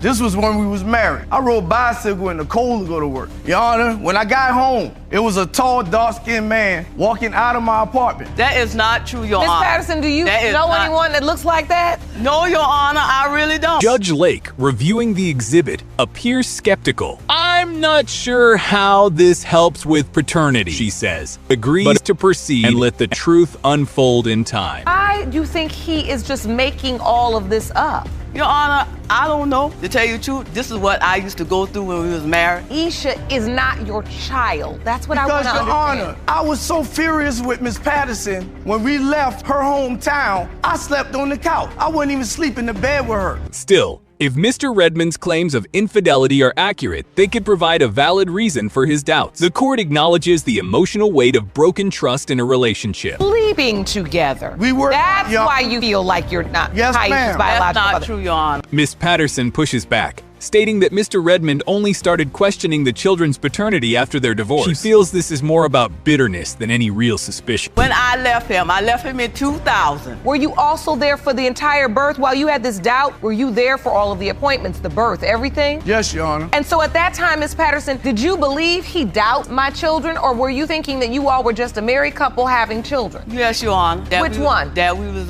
married and, had kids. With conflicting claims piling up, Judge Lake calls for the daughters to take the stand. If anyone can provide insight into the truth, it might be the children caught in the middle. We are here today discussing some paternity issues that are affecting your family, okay? What kind of relationship have you had with Mr. Redmond? Nothing at all. Really? Yes. And you've been told this is your father? This is my father right here because she has been here my whole entire life. Shia bravely speaks up, telling the judge how their father treated them over the years. Her words carry deep emotion, revealing years of feeling unwanted and confused. We called him and he never gave us nothing when we asked for money or anything. Nothing. Ain't gonna do nothing. You don't help my mom pay bills. You don't help us with anything. I have to come out my pocket and help pay rent. You don't do nothing. Her pain is visible, and the court listens in silence. We can't even imagine the hurt you've experienced, the judge says compassionately. Meanwhile, Mr. Redmond reacts coldly, showing little emotion. So disrespectful, Your Honor. I had to put up with the total disrespect of this young lady for a long time, Your Honor, from being called the B word, M and F and this, I don't care no more. Then I had to go to her. So, do you believe that these are your biological children? No, I do not, Your Honor. With emotions running high and the courtroom filled with tension, Judge Lake finally makes her decision. Mr. Redmond, you are the father. Miss Rochelle finds herself caught in a tense and emotional paternity dispute. She's in court today, hoping that once and for all, the truth can be sorted out and justice served. 4-year-old daughter, Jasmine, you confessed that one man signed your daughter's birth certificate, yet another man is paying child support. Now, Mr. Harris, you're the potential father who is paying support for a child you believe is not yours. Yes, Your Honor. The baby mama takes the stand and reveals how she was deceived by Mr. Harris. She claims he gave her false hope and wasn't honest about his intentions from the start. We could be together, so therefore he had me thinking we were together, but It's just a hookup. That's all it was. This was not a relationship. It's not. But you do admit to having a sexual relationship with Miss Rochelle. I do. And so at some point, you found out you were pregnant. Yes, Your Honor. In a surprising turn, he also confesses to hiding the pregnancy from Mr. Harris. She made her own choices in silence, keeping the truth from him during a crucial time. Did you contact Mr. Harris? No, I did not. You didn't. Did this other man sign the birth certificate when the baby was born? Yes, he did. The other guy was, because I know that Mr. Harris was not going to be there. That is not true. Although she says she had everything under control, she now questions why Mr. Harris is facing jail time. The courtroom grows uneasy as legal consequences come into focus. Wait, if she had that sorted out, why is Mr. Harris going to jail? How you ended up paying child support for a child when you're not listed as the father, but you paying child support. How did that happen? I didn't have a way to get there. I had another appointment, but I didn't make that one out, so they just deemed me as the father without actually having You were named the father by default because you failed to show up for your DNA test. Yes, Your Honor. A default judgment had already been made, declaring Mr. Harris as the legal father. This ruling is now being challenged, creating confusion and pressure for everyone involved. Judgment of paternity, found to be the father of minor child. There it is. So you didn't show and you were deemed to be the father by default. You get hauled off to jail at some point? Yes. What happened? They came to the house. At first, I thought I was arrested because of traffic tickets, but once I got to the jail, they actually pulled up my record, said that I owe like $6,000 back child support. Mrs. Harris, standing by her husband, reveals that while he was behind bars, the baby mama privately admitted there could be a possibility that he isn't the father. The other men? No, there's She not. said there was one, Your Honor. She told you there was one Yes. other? When we started talking last year, when he was in jail, she never told me who, but she said one other guy besides my husband. So where's the third guy? There is only two. Because Did you tell her 3? No, I did Yes, not. Your Honor. So this conversation didn't happen? No, it didn't. Yes, Your Honor, it did. When asked to explain, the baby mama gives only a weak and vague excuse. Her uncertain response leaves the court questioning her credibility and the story she's been telling. The thing is that I want him to take care of his daughter. Your Honor. That's all I want, is for him to take care of his How can you take care of a child that you're not even bonded with when you have the child and a guy there to take care of your child and who loves your child as his own? Why would you want to break? I want Mr. Harris to be in her life. With both sides heard and emotions running high, Judge Lake prepares to reveal the results. Everyone in the courtroom braces themselves as the truth is finally about to be uncovered. Mr. Harris, you are the father.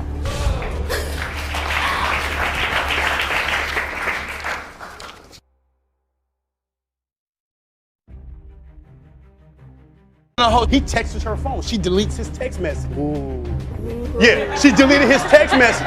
Miss Fuentes had sex with pretty much all your sons. Not all of them. Not all of them. Oh, how many you got? I got 10. Ooh, all boys? Anybody saying these are all God's children. Those children belong to God. They didn't ask to be here. You can be in other females' face, but what is he doing with these females? Oh, you don't even want me to tell you. If your homeboy is saying you don't even want me to tell, that means you sleeping with him. You sitting up here acting like I was at your home and I cheated. Two exes find themselves face to face in paternity court, battling over the paternity of a little girl who may or may not be his daughter. The stakes are high, and so are the emotions. Claim your ex-fiancé and the mother of your 3-year-old son son cheated on you and then took your son to another state to marry the man she cheated with. Now you say Miss Sutton also has a 2-year-old daughter whom she claims is yours, even though her husband has been raising her as his own. It's clear that both parties still hold deep resentment toward each other. The tension is obvious even through the screen. You can feel the bitterness between them. Ex-fiancée Alicia cheated on me and moved to another state with my son. You're together. We was together, Your Honor. You're engaged. Yes. And then you found out she was cheating. Yes. She said she her girlfriend have a question for me. And I said, what kind of question? She cheated on a man. She said, what would you do if you was not shoes? I said, I would leave her. And then she started crying, Your Honor. The defendant didn't shy away from her actions. In fact, she was prepared to own her swindling, confident, and unapologetic in her tone. We have a 3-year-old son, and yes, he was there at the birth of my son. But the reason why I cheated, because you was never home. You want to do what you want to do, smoking, drinking. If I'm hearing you out doing all these things, why I can't go do? Y'all can take that picture down, because that's not a happy family no more. That was the beginning of my 3-year-old son. But the judge wasn't here for drama. He quickly shut down the unnecessary back and forth, reminding them this was a court of truth, not a battleground. In a relationship with Mr. Page, you're engaged. Things are going along, but you're not happy. Yes. He's working. Happy You start getting information that suggests that he's out doing some Even things though he I'm shouldn't not be just doing. gonna believe girls or what they say, but your own male friends are telling me this. Okay. That you're hanging out with. Yes, I did hang out. So what? Interestingly, both sides didn't waste time pointing fingers. Accusations of infidelity were thrown from both directions, making it hard to tell who started what. You can be in other females' face, but what is he doing with these females? Oh, you don't even want me to tell you. If your homeboy is saying you don't even want me to tell, that means you sleeping with her. You sitting up here acting like I was And you confronted him about this? With that, Your Honor. She would always say, I'm tired. Yes, you right. You're tired by sleeping around. Sleeping around with one person. Yes, it don't matter how many people you sleeping around with? 0. Things soon got chaotic. Real disorder broke out in the courtroom. Voices were raised, tempers flared, and patience ran thin. They're pregnant, but I'm a hoe because I popped up pregnant. Wow. You can't turn a hoe to a housewife. You sure can't. Oh, okay. Thank you. That's it. That's why I made you my wife. Thank you. Let's watch our language in the courtroom. Still, the plaintiff stood firm. He insisted he had never stepped outside the bounds of the relationship, not even once. I clean every time I show my son in bed. I'm an unhappy person, so now I just... Okay, so that gives you a reason to cheat. If you unhappy? I went out and drank late night. I went out and drank with my son. So you were out hanging out, yes, and you were drinking, but you weren't cheating. Yes, now, never cheated. Miss Sutton, when you heard was that he was out sleeping around. I didn't believe it at first. That's when the tables turned. It was revealed that the defendant had been involved with another man, something she hadn't fully admitted until now. I agree with him at first. I made up this lie saying my friend want to know this question because I was scared at first. Your Honor, I told Mike. When I told Mike, I do believe she said Miss Sutton is talking right now. But you're not telling the truth. You're going to tell the truth. Tell the truth, all the truth. I'm talking. You all know how to run this courtroom all by yourself. It's a shame you don't know how to work out your problems. Then came a key moment. Mr. Cooper stepped up to speak. His words might just be what helps put the final pieces of this messy puzzle together. The last 2 years, I've taken care of this baby. I've done everything I could. She's mine. I feel it in my heart that she's mine. You know, despite what happened between Alicia and I and her ex-fiance, I accept that. I'm sorry for that. But when Alicia told me she was pregnant, I was excited, you know. No, you was not excited. Because when yes, he was excited. When I told you, you told me that this child is not yours. Yes or no? God. Then that's what you say. At last, we've reached the turning point. It's time to learn the truth. Time for the results that could change everything. Mr. Page, you are her father. She's still mine. With my dead body, that's my daughter. That you would never see. But what I've heard him say today is that he plans to be a father to his son and to his daughter, and you gotta allow him that opportunity. Most emotional moment awaits. Let's see how Mr. Page reacts when he meets his potential daughter. So, Mr. Page, are you ready to meet your beautiful baby girl for the very first time? Yes, Your Honor.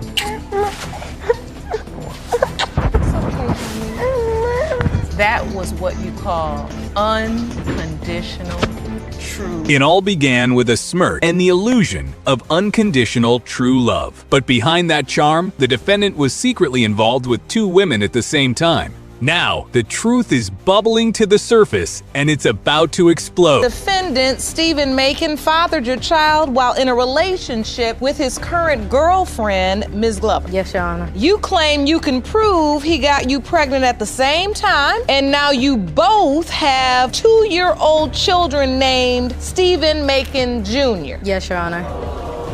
When asked to explain himself, gave a weak and scattered defense. He relied on vague excuses, clearly hoping no one would dig too deep into the detail. I got kids by 5 different baby daddies. And you could be the 6th. No, I ain't. If we ain't have sex till like 3 months after, I wouldn't even have sex. Me and Miss Glover, we wasn't together at the time. Did you use protection? Yes. But there was a malfunction. Right. Before we even had sex, 3 weeks after I met her, she got my Go name right upstairs tattooed to on the her attic. neck. You got his name tattooed on your neck 3 weeks after We ain't you even met had her? sex yet. No.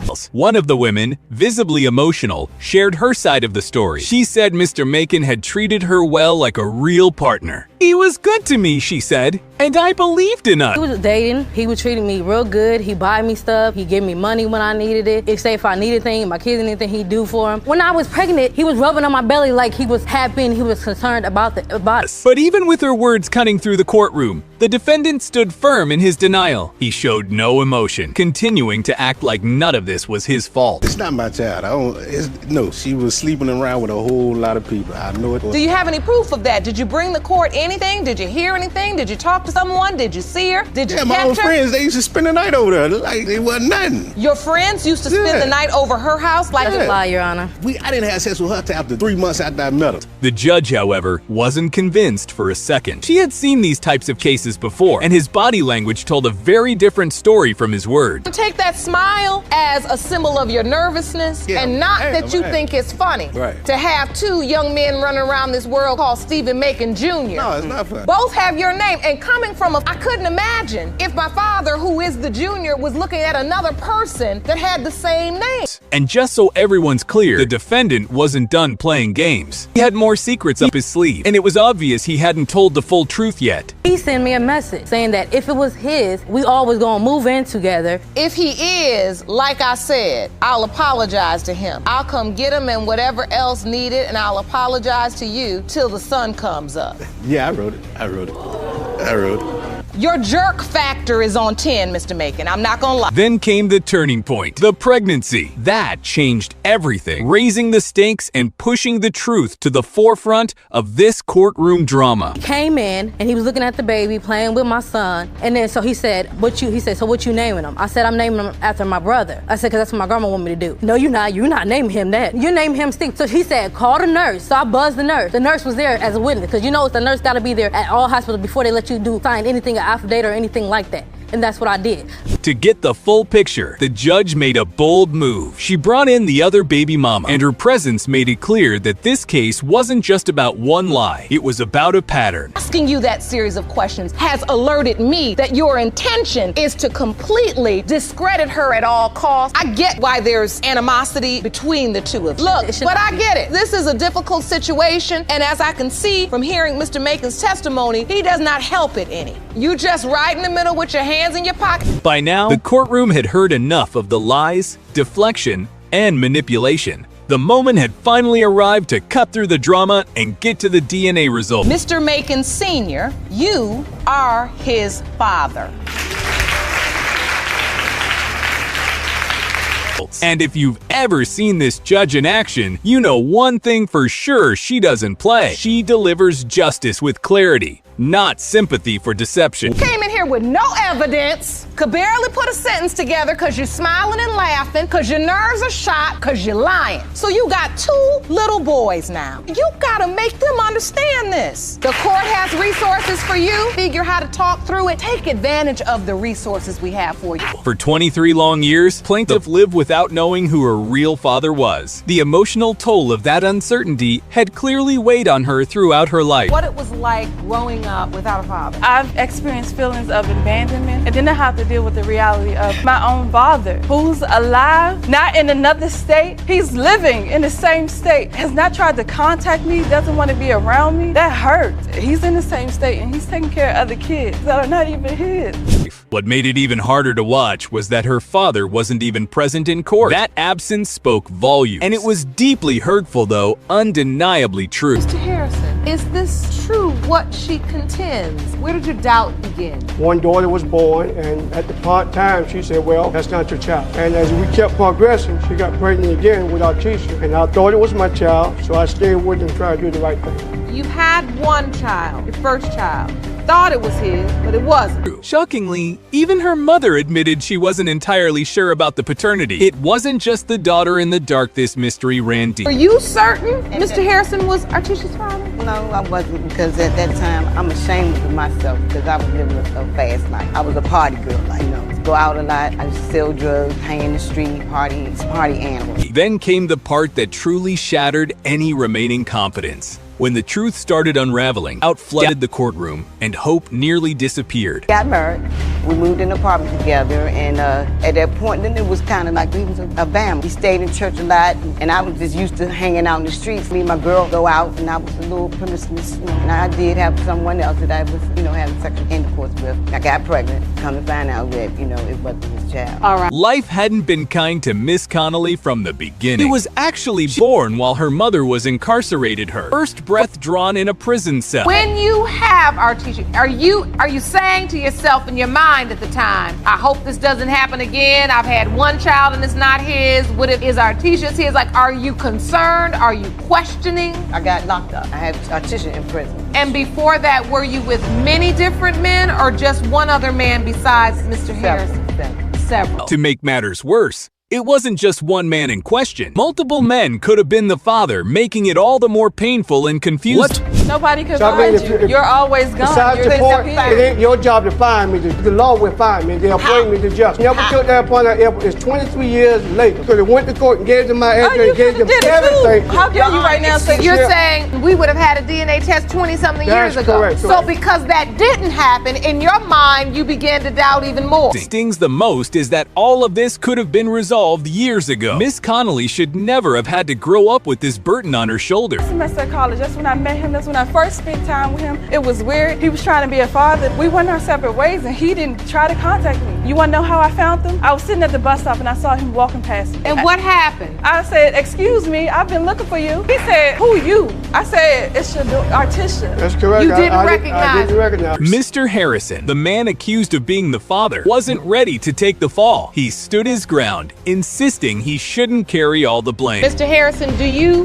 want Artisha to be your daughter? More than anything in the world. It doesn't matter what anybody says. These are all God's children. Those children belong to God. They didn't ask to be here. Those are God's children we are playing with. She didn't ask to be here. No, she did not. And if I'm wrong, I ask God himself to forgive me. Whether I am or whether I'm not, I commend that effort. But while he said one thing, his actions painted a completely different picture. His behavior contradicted his words, leaving many questioning his sincerity. Told him to meet me at my job. First met at the bus stop. He said, I'm gonna come down there and I'm gonna see you. He didn't come. I called him 7 times and then I texted him, don't even bother coming because I left. He didn't respond. And then I called him the next day and I said, can you come see me at my job? But if you don't come, I'm going to be angry. He said, all right, I'll come. So he didn't come. And I called him and he don't answer. From the way he carried himself, it looked like he was more interested in putting on a show. The alleged dad came off as someone who talks big, but fails to show up when it really matters. I called him, I'm on the bus, I'm off of work. I said, where you live at? I'm about to come and see you. He said, hold on, let me ask my lady. I said, what does that have to do with anything? Give me your address. He won't give me his address. He said, I'm gonna call you back. He never called me back. So ultimately today, you want to I just find want to out, know you if want he to is, know, then are you because hoping that he's your father? If I am, I'm hoping that he is because I wouldn't know who is. Now the moment of truth is finally here. It's time to reveal the DNA results and find out whether Mr. Harrison is, in fact, Miss Connolly's father. Mr. Harrison, you are her father. Congratulations. I'm sorry. Well, buckle up. We're in for a seriously embarrassing ride. The baby mama has reportedly been involved with 5 different men from the same family. That's not just infidelity, that's an overdose of chaos. Shocking revelation out in the open. All eyes turned to the defendant. The big question now, how will she? She took a deep breath and shared her side of the story with the court. Her words added more confusion than clarity, leaving the room buzzing with disbelief. Felt like we're together. Yeah, we're together. And so during the time of conception, you think you're still in a relationship. Yeah. Surprisingly, even after everything came to light, Mr. Arrest still stepped up to be a father. Whether the child... He don't know what he's doing. I do mobile. So you say you held a job. Yes, ma'am. And you contribute to the household and support. You have the children. Yes, ma'am. You're raising them. Yes, ma'am. Admittedly, acting like that takes maturity and strength. For a man standing in the middle of this storm, that's a big move. Pretty much just family, friend. Do you believe you're her child's father? Not really. Don't look like me at all. Looks don't matter. But the time of conception matches. You understand that, right? That at the time the child was conceived, you were sleeping with her. Correct. His words were blunt and emotionally raw. Honestly, that level of betrayal from within your own family, that's just brutal, no matter how you look at it. Ms. Fuentes had sex with pretty much all your sons. Not all. Feel about that. I love her children. Her children look at me like a grandmother. I look at her like a daughter. The entire courtroom was stunned. This wasn't just shocking, it was almost too wild to believe. You could hear the gasps across the room. It takes 2 people to tango, if you know what I mean. And if they didn't take their turns, if you know what I mean, she wouldn't have been in this predicament as far as that goes. She's not the only one there. Take all the turns. Right. She wouldn't be in this predicament. Right, that's true. But it also takes them too. It also takes them too. She is talking to me about it. So now. What made it even crazier? Everyone involved seemed to already know the truth. They just hadn't said it out loud until now. Mr. Rash, you are her father. Where do we go from here? You did the right thing. You just have to trust yourself enough to know you're going to continue to do the right thing.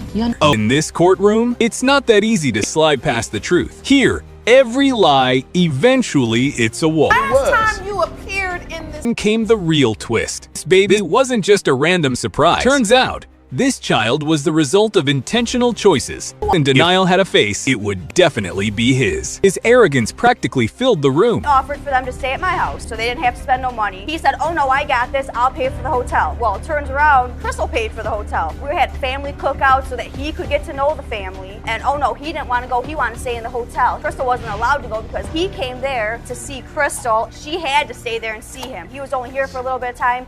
He didn't want to meet the family. With so many lies floating around, everyone hoped the witness would finally bring some clarity. Maybe now. Of course, there's only one way to end this roller coaster with the DNA results. Let's see what they revealed. Mr. Scott, you are... My father, there's nothing I can do. You know, I can't. All right, between you and him, let me ask you this. Mr. Lawrence, why? The reason why, let me tell you, Judge. One day I went out to her house. I brought some drinks out there. We get to drinking, you know what I mean? And so as I'm drinking, you know, one thing, she came, first of all, she came to the door with a short skirt on, you know. Okay. So, that's my husband. That's called love. Feelings you can put in your pocket and throw away. That much love. Feelings you can put in your pocket. You can throw them on the ground, step on them. Love, I love my mother. Lady. Love me, you keep a big secret. Okay, so what? But I've told you, and instead of you being the man, but all y'all look crazy because you sit up there arguing back and forth, and he doing nothing but running back and forth. Case 1, Mr. Cooper wasn't denying that he had a relationship with Miss Canterbury. However, he refused to accept the baby, insisting he knew for a fact he couldn't be the father. He also claimed Miss Canterbury threatened to make him pay child support. I get a call. Hold on, I'm talking. I get a call. And I'm at the house. And you keep talking. I'm at the house. I get a call. My mama called me. Some girl here with a baby. And I'm still a baby. What you mean, baby? That's how I felt. I'm like, man, you got me messed up. I ain't got no kids. And that is the first time. Miss Canterbury, on the other hand, was confident that the DNA results would prove Mr. Cooper was the father. She was certain he would have to step up and take responsibility once the truth came out. You know this baby was my baby, or you claim it to be my baby. If you had a baby and you thought a man was your potential baby father, once you let him know whether he is or he not, you would say something and you would let him know it's a potential. You could be. You would say that, right?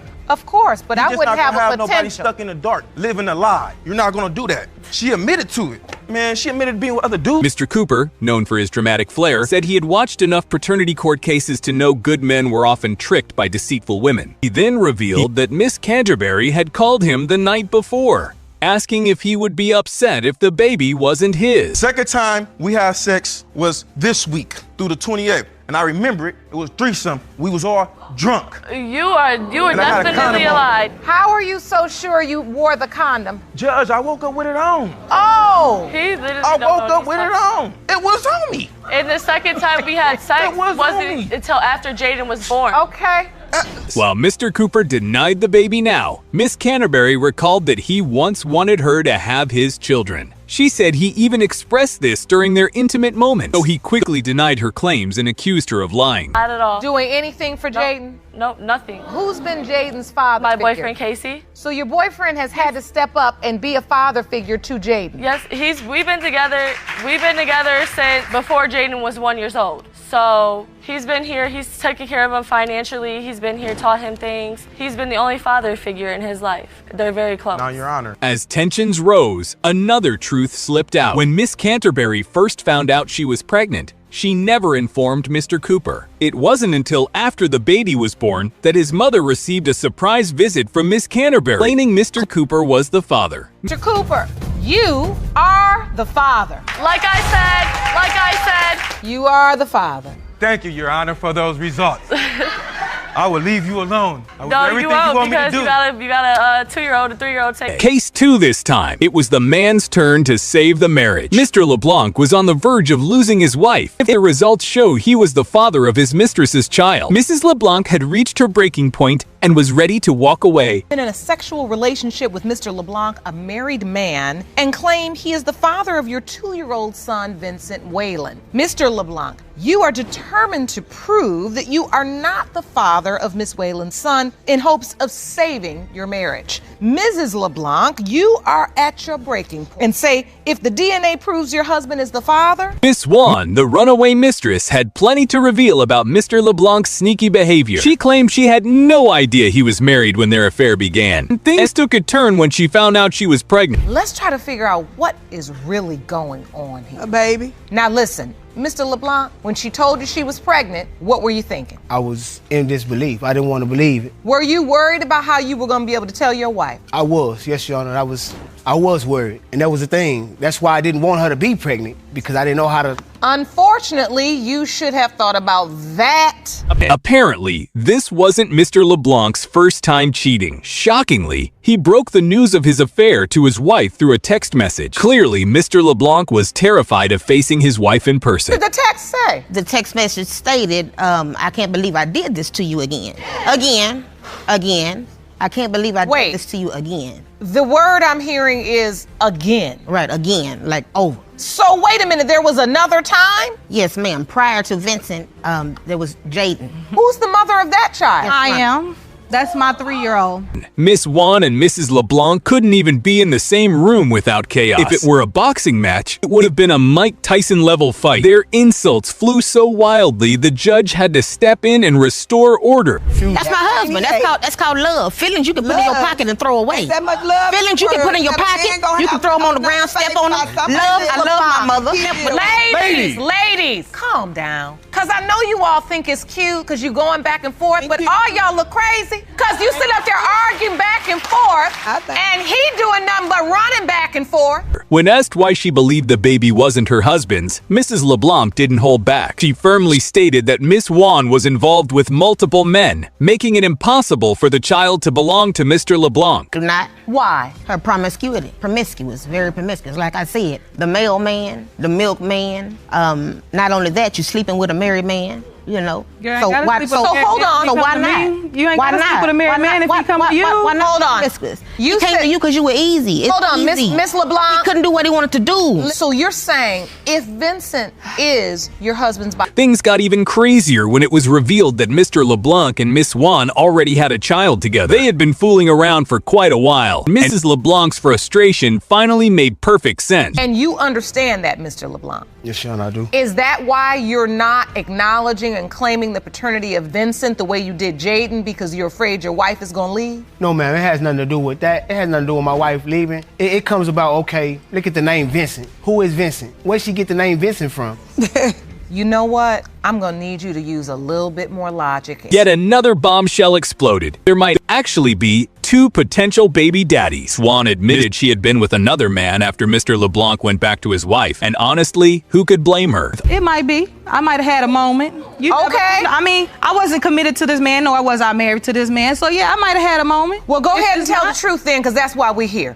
So now we have the truth that there potentially could be another father, and so your doubts or your concerns have been validated. Miss Wayland, did you ever tell anybody else that they're potentially the father? No, Your Honor, I have not. All these twists, the final moment had everyone on edge. Judge L.A. was ready to deliver the results and finally reveal the truth behind this messy, heartbreaking saga. Let's find out who the real father was. Mr. LeBlanc, you are the father. Miss LeBlanc, I know that's not what you wanted to hear today. No, not at all. Not at all, Your Honor. Tell your husband. I've tried to just articulate it for you because I know even as you argue back and forth with them, that's just the way that you're trying to hold on to your strength. Case 3. All right, folks. Let's set the scene. We've got Mr. Lawrence, who just found out his best friend of 10 years dropped a bombshell. She thinks he might be the father of her 3-year-old son, Antonio Chandler. It's a messy case of best friends turned possible baby mama and daddy. The court is going to call you for a paternity test. I say, for what? She said, for Antonio. I said, Antonio already got a father already. So I said, why would you wait so long and tell me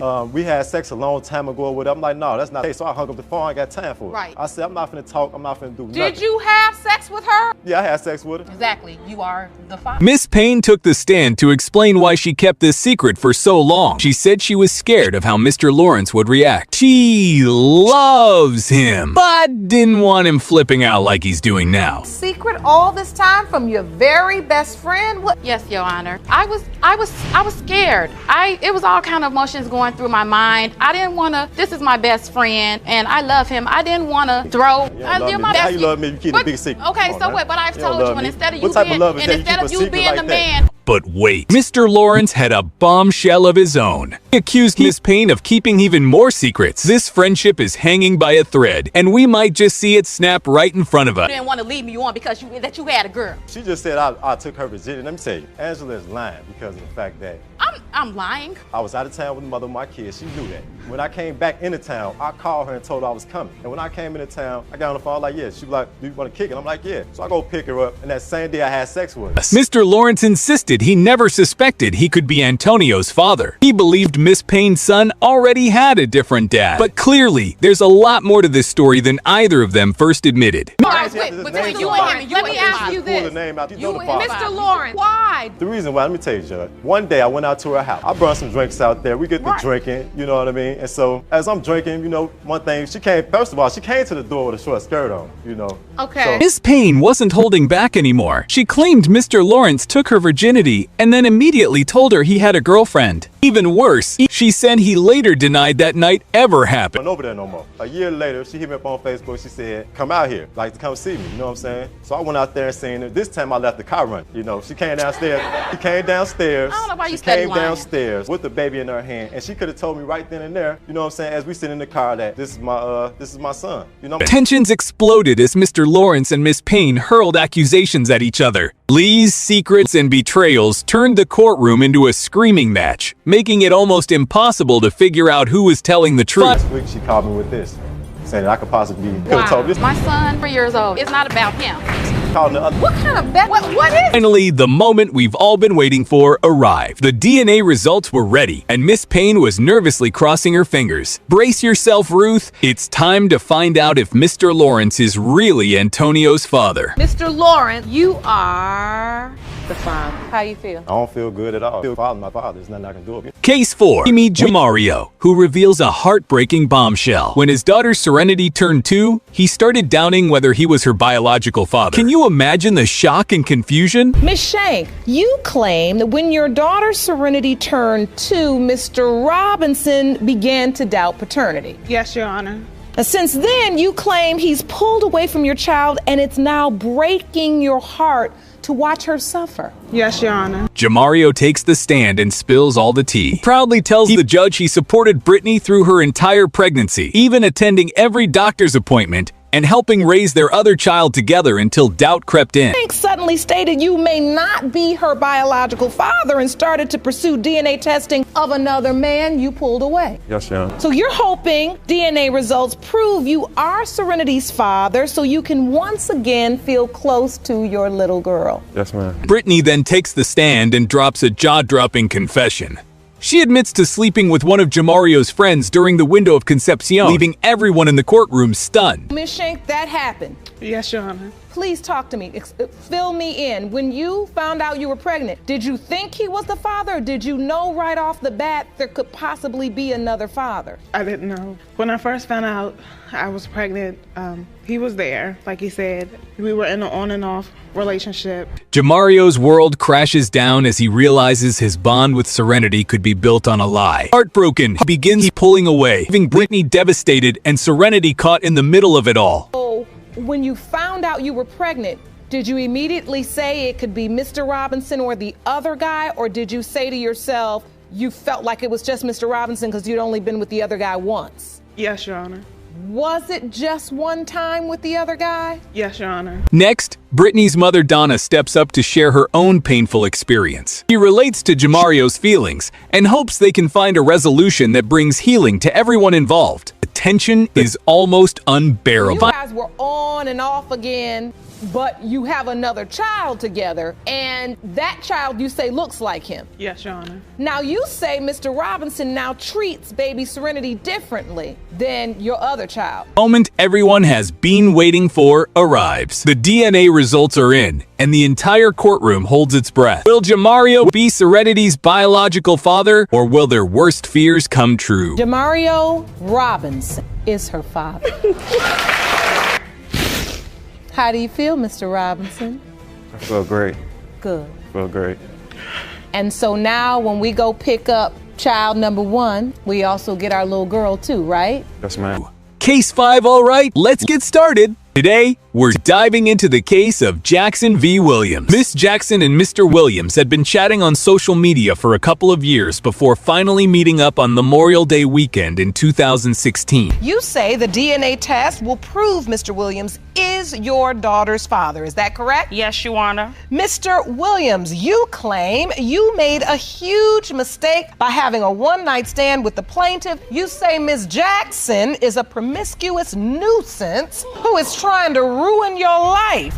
Miss Jackson claims that Mr. Williams was the one who messaged her first, asking what she was up to. She responded, just chilling. And from there, things escalated quickly. He said he was in the area. I told him to come through. So I got in a car with him. We went to talking, and one thing led to another. We had sex. Just like that? Just like that. Did you use protection? No, Your Honor. So, you have sex? Is this a relationship that continued after that? Did you all say, well, this was nice, let's... Oh, wait. But Mr. Williams says it was actually Miss Jackson who reached out to him first. These two can't even agree on who made the first move. Either way, they ended up hooking up in the back seat of Mr. Williams' car. I found out that I was actually pregnant. He blocked me on Facebook. Oh, so as you're trying to reach him to say, hey, we had unprotected sex, I found out I'm pregnant, you could be a potential father, he's blocking you on Facebook. Yes, Your And Honor. you don't have his phone number. Fast forward a few weeks, and Miss Jackson realizes her period is late. Panics and reaches out to Mr. Williams on Facebook to tell him the news, but he brushes her off and never calls her back. Go by the facts. And the fact is, if it has not been proven that the other man is unable to father children, then you can't say for certain that it is Mr. Williams' baby. Provided any medical information about this other man? I talked to the other man about being pregnant. As a matter of fact, his family interacts with my daughter. Here's where things get even messier. Miss Jackson creates a fake page just to contact Mr. Williams again. She tells him she's pregnant, and his response?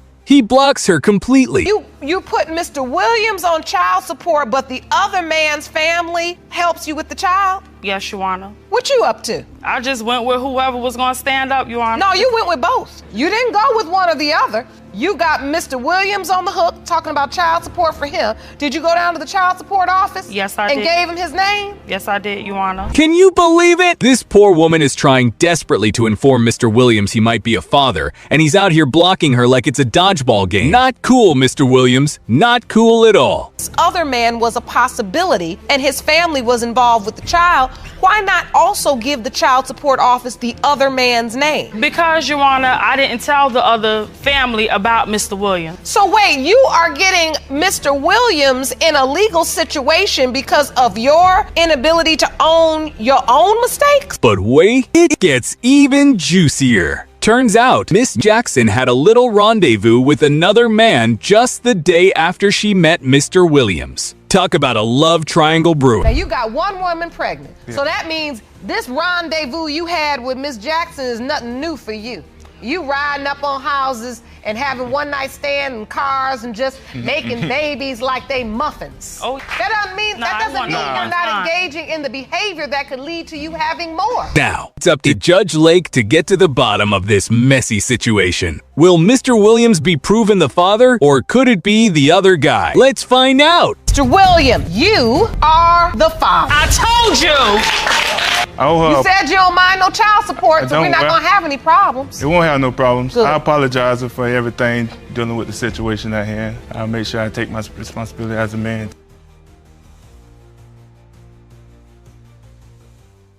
Hey.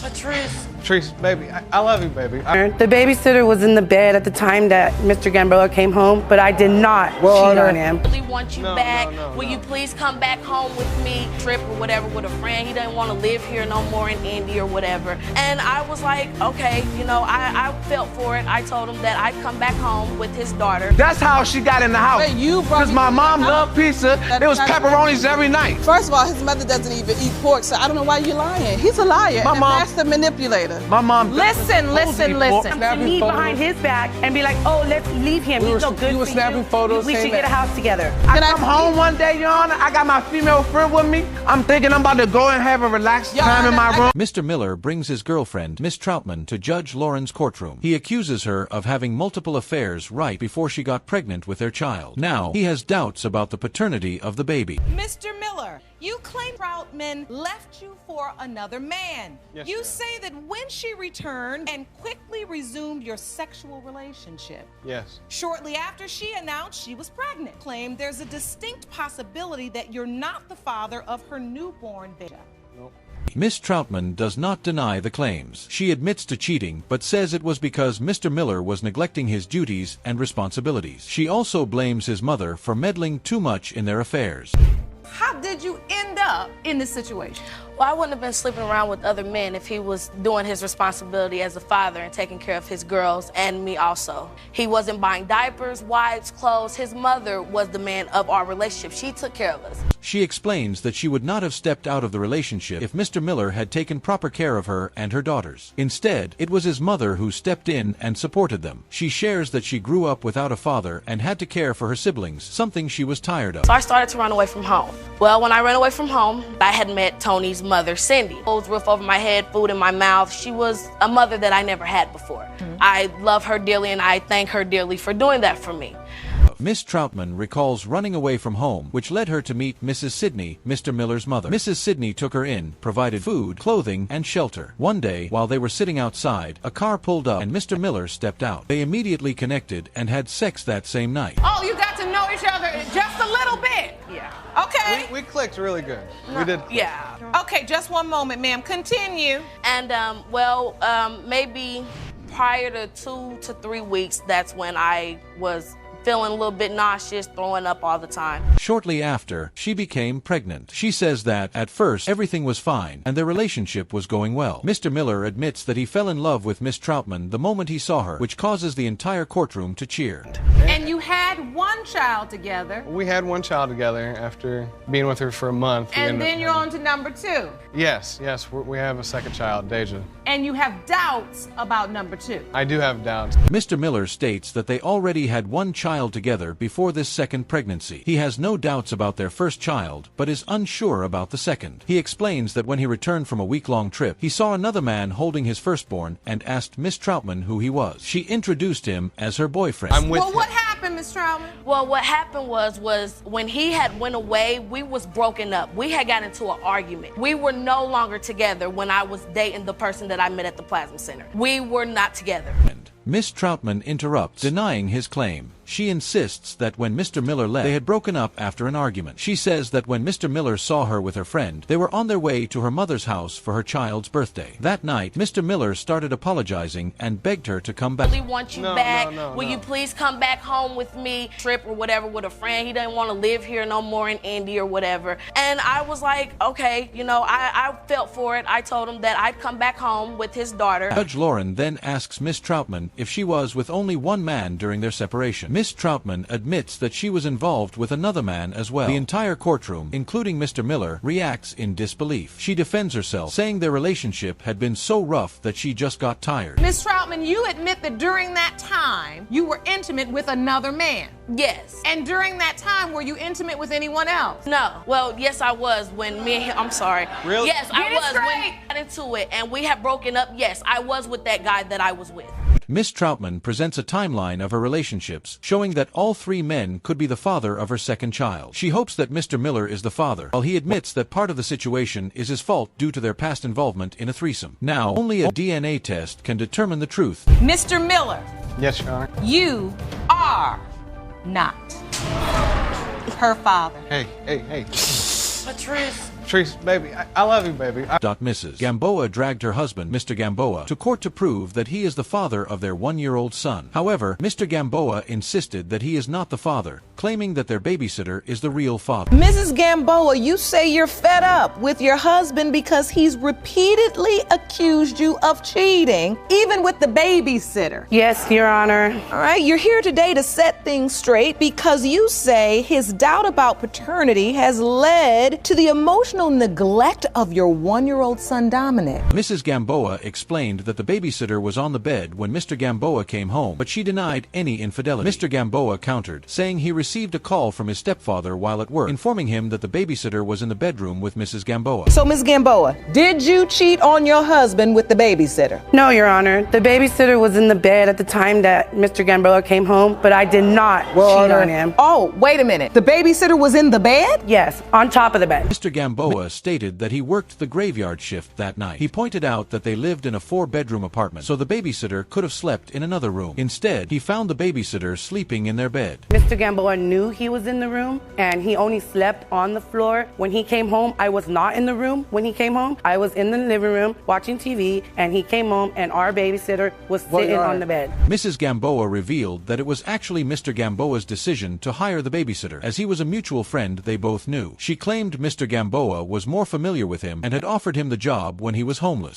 So you have a male babysitter. Right. Nothing wrong with that. However, Ms. Gamboa, I need you to elaborate a bit for the court. Why make that choice? Why is a male babysitter really in your room at all? Mr. Gamboa insisted that their son, Dominic, looked exactly like the babysitter. He claimed the child walked like the babysitter and shared a similar head structure. Mrs. Gamboa argued otherwise, stating that Dominic resembled Mr. Gamboa, highlighting their matching dimples and identical birthmark. You think this child, Dominic, looks like the babysitter? Yes, Your Honor, I do. Your Honor, Dominic looks just like his father. He has the same dimple as our other son. He looks just like him, and then he walks like him. Mrs. Gamboa challenged his claim by questioning why he never denied paternity of their first child. She argued that if he accepted their first son as his, he should do the same for Dominic. The entire courtroom applauded her point. Yes, receiving a child with a woman because we're having. He did not deny our first son and only Dominic. If that was the case, he shouldn't deny our only Dominic and not our first son. Well, Your Honor, when we conceived our first son, we were all living with her ex. We were all living in one house. Mr. Gamboa confessed that his doubts about Dominic's paternity had caused him to distance himself from the child. Mrs. Gamboa accused him of being emotionally detached, saying he refused to play with or care for Dominic. How has this doubt affected your connection with Dominic, Mr. Gamboa? I mean, have you bonded with the child? No, I haven't bonded with the child. He's a year-old, handsome young man. He's mostly with his mom. He will not come to me. He cries. He throws a fit. Your Honor, I brought him. Mrs. Gamboa claimed the babysitter was trying to destroy their marriage. She revealed that after they kicked him out, he attempted to persuade Mr. Gamboa to leave her. She also alleged that the babysitter encouraged her to leave her husband. Our babysitter, when we kicked him out, he had no place to go. He went to Mr. Gamboa, oh, you should leave her and let's get a house together. And then he would come to me behind his back and be like, oh, let's leave him. He's no good for you. He was snapping photos we should get a house house together. Mr. Gamboa defended himself, saying he had business to take care of and that leaving the hospital only intensified his doubts. Mrs. Gamboa accused him of avoiding the baby entirely, stating he refused to take photos with the newborn. That Mr. Gamboa, you are his father. Thank you. That's your baby. Miss Connolly reveals that 2 years ago, the court helped her prove to her father that she was his biological daughter. Now, she is back in court to prove that her ex-boyfriend, Mr. Haskell, is the father of her child. Years ago, the court helped you prove to your father, Mr. Harrison, that you were his biological daughter. Yes, Your Honor. You say your relationship has improved, and he is actually here supporting you in today's case. Yes, Your Honor. That's wonderful. Mr. Haskell argues that Miss Connolly is targeting him because of his fame. He claims she is seeking attention by dragging him to court. Despite his alleged popularity, this is the first time anyone is hearing of his name in Judge Lauren's courtroom. So this particular day, I see Miss Connolly, and she's new. I don't even know her. I come in, I say, can I get my usual? She looks and says, who are you? I'm like, well, I'm one of the most famous singers in D.C. Like, you must not be from D.C.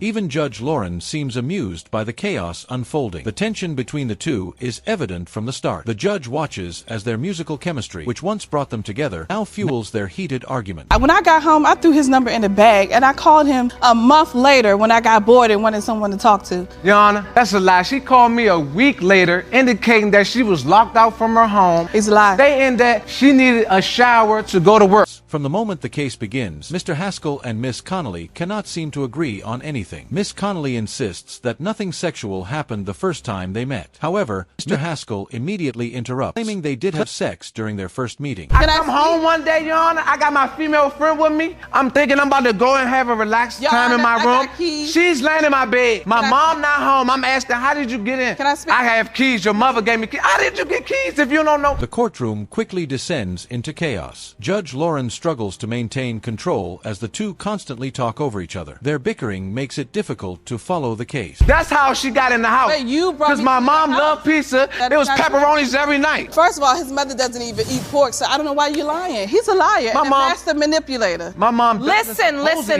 Miss Connolly admits that she initially believed she was in a committed relationship with Mr. Haskell. However, she grew tired of his behavior and decided to return to school. A few months later, she began to miss their sexual relationship. As soon as I got back. You did? Mm-hmm. Is that true, Mr. Haskell? That's a yes or no question. Yes, we had sex when she returned from Texas. Is this the time frame in which you think you conceived your child? Yes. Miss Connolly recalls that when she returned from school, she drove straight to Mr. Haskell's house. She claims they had unprotected sex that night. She also says she warned him to be careful as she was highly fertile at the time. Mr. Barnett, how do you know Miss Connolly, Mr. Haskell? I was actually there when they first met. You were? Yeah, this is my cousin. That's your cousin? Yeah. So you were there when they first met? Yeah. The case takes a twist when Mr. Haskell's cousin, who serves as his witness, claims that Miss Connolly once flirted with him. Cousin also accuses her of sleeping with one of their close friends, adding to Mr. Haskell's doubt. At the time that Blair was born, were you all in a place where he participated in the birth with you? Did he attend doctor's appointments? He only attended one appointment, and that's because I asked him, I begged him to come. Miss Connolly reveals that Mr. Haskell was present when the baby was born. However, she claims he only came because she begged him. She adds that she didn't include his name on the birth certificate because he refused to sign it. Do you believe Mr. Haskell is your grandchild's biological father? No. I don't really know Mr. Haskell. I never, I didn't know him at that time. When she said she was pregnant, I never met him. The tension escalates when Miss Connolly's mother enters the courtroom. Before her mother can even speak, Miss Connolly angrily accuses her of failing to defend her. Their strained relationship becomes evident. Oh, Miss Connolly, let me ask you this direct, simple question. Were you also having sex with the man in Texas? Yes, but the time frame is different. We were good friends and we were involved, but it's not around the time. In a surprising admission, Miss Connolly confesses that she was intimate with another man while she was in Texas. However, she insists the timing makes it impossible for him to be the father. With all the accusations flying, the courtroom anxiously awaits the DNA test result. Mr. Haskell, you are her father. Did you write a song for that? Miss Sims claims that her mother and alleged father purposely deceived her for 36 years by making her believe that Mr. Johnson is her biological father. She is now suing them for paternity fraud, stating that she has proof to back up her claim. Sims, you say your mother and and your alleged father intentionally deceived you for 36 years by claiming that Mr. Johnson is your biological father. You are suing them for paternity fraud because you claim to have proof that you are not his daughter. Is that correct? Yes, Your Honor. This case is bound to be intense. Miss Sims's mother appears absolutely certain that Mr. Johnson is her real father. However, Miss Sims is convinced otherwise and claims to have evidence that could destroy her lifelong bond with her parents. Well, for my whole life, I've always thought that Henry, my dad, is my dad. And I just have a multitude of things that have come up that show me that he potentially could not be. Miss Sims expresses her frustration and heartbreak to the judge. She reveals that she has uncovered information related to both her health and her daughter's health, which she believes proves that Mr. Johnson cannot be her biological father. How do you respond to that? I never intentionally lied to her a day in her life. So where she's coming up with this, I don't know. Surprisingly, even her mother seems unaware of what Miss Sims may have discovered. Her mother insists that she never purposely lied and maintains that Mr. Johnson is indeed Miss Sims's real father. Miss Sims, you grew up a daddy's girl. Right, definitely a daddy's girl. With a wonderful relationship with the man you were told was your biological father. Can you talk to the court about that? Yes, my dad, I met my dad when I was 4 years old. In a bittersweet twist, Miss Sims admits that she was always a daddy's girl. She fondly remembers the wonderful times she shared with Mr. Johnson growing up. Interestingly, Mr. Johnson expresses the same sentiment, making it even more painful that their once loving relationship is now tainted by doubt. I've always known there was some doubt, but I never mentioned it to her because I didn't see any reason for it. Maybe she has less trust in me now, but it doesn't affect the way I feel about her. You say you feel like she may have less trust in you. Yeah. As the case unfolds, it turns out that Miss Sims was right to be suspicious. Her parents had, in fact, kept a secret from her. There is a possibility that another man could be her biological father, a truth both her mother and Mr. Johnson chose to bury. So what do you say to your mother when you get this information and you say, I don't see these medical issues on either side of my family tree? What do you say to your mom? Well, I actually talked to my dad first because, you don't ever want to, insult anyone or anything like that. And I actually talked to my dad about it. Miss Sims describes how confronting Mr. Johnson about the situation was one of the hardest things she has ever done. However, she is relieved that she did, or she might have never learned the painful truth. The possibility she may have another father, and is there something you hadn't told her? She was FaceTiming me on the phone, and when she mentioned it, she was laughing and giggling, so I thought she was joking. The betrayal cuts deep. Miss Sims recalls asking her mother about the possibility of another father. However, her mother brushed it off, assuming she was joking. This dismissal only added to Miss Sims's hurt and confusion. Ended up getting acquainted and ended up being friends. And then after we got to be friends, she'd come visit, we play music and talk and dump our problems on each other and stuff like that. It just went farther. Kind of got serious. Yeah. You all did you become a couple? No, we did not become a couple. She was already in a relationship. The courtroom becomes even more tense when it is revealed that Miss Sims's mother, Miss Smith, was in a relationship with another man when she met Mr. Johnson. Mr. Johnson claims they only slept together once, but Miss Smith remembers things differently. Johnson, what do you remember? You say you only had sex with Miss Smith one time? We were seeing each other for about 2 months as friends.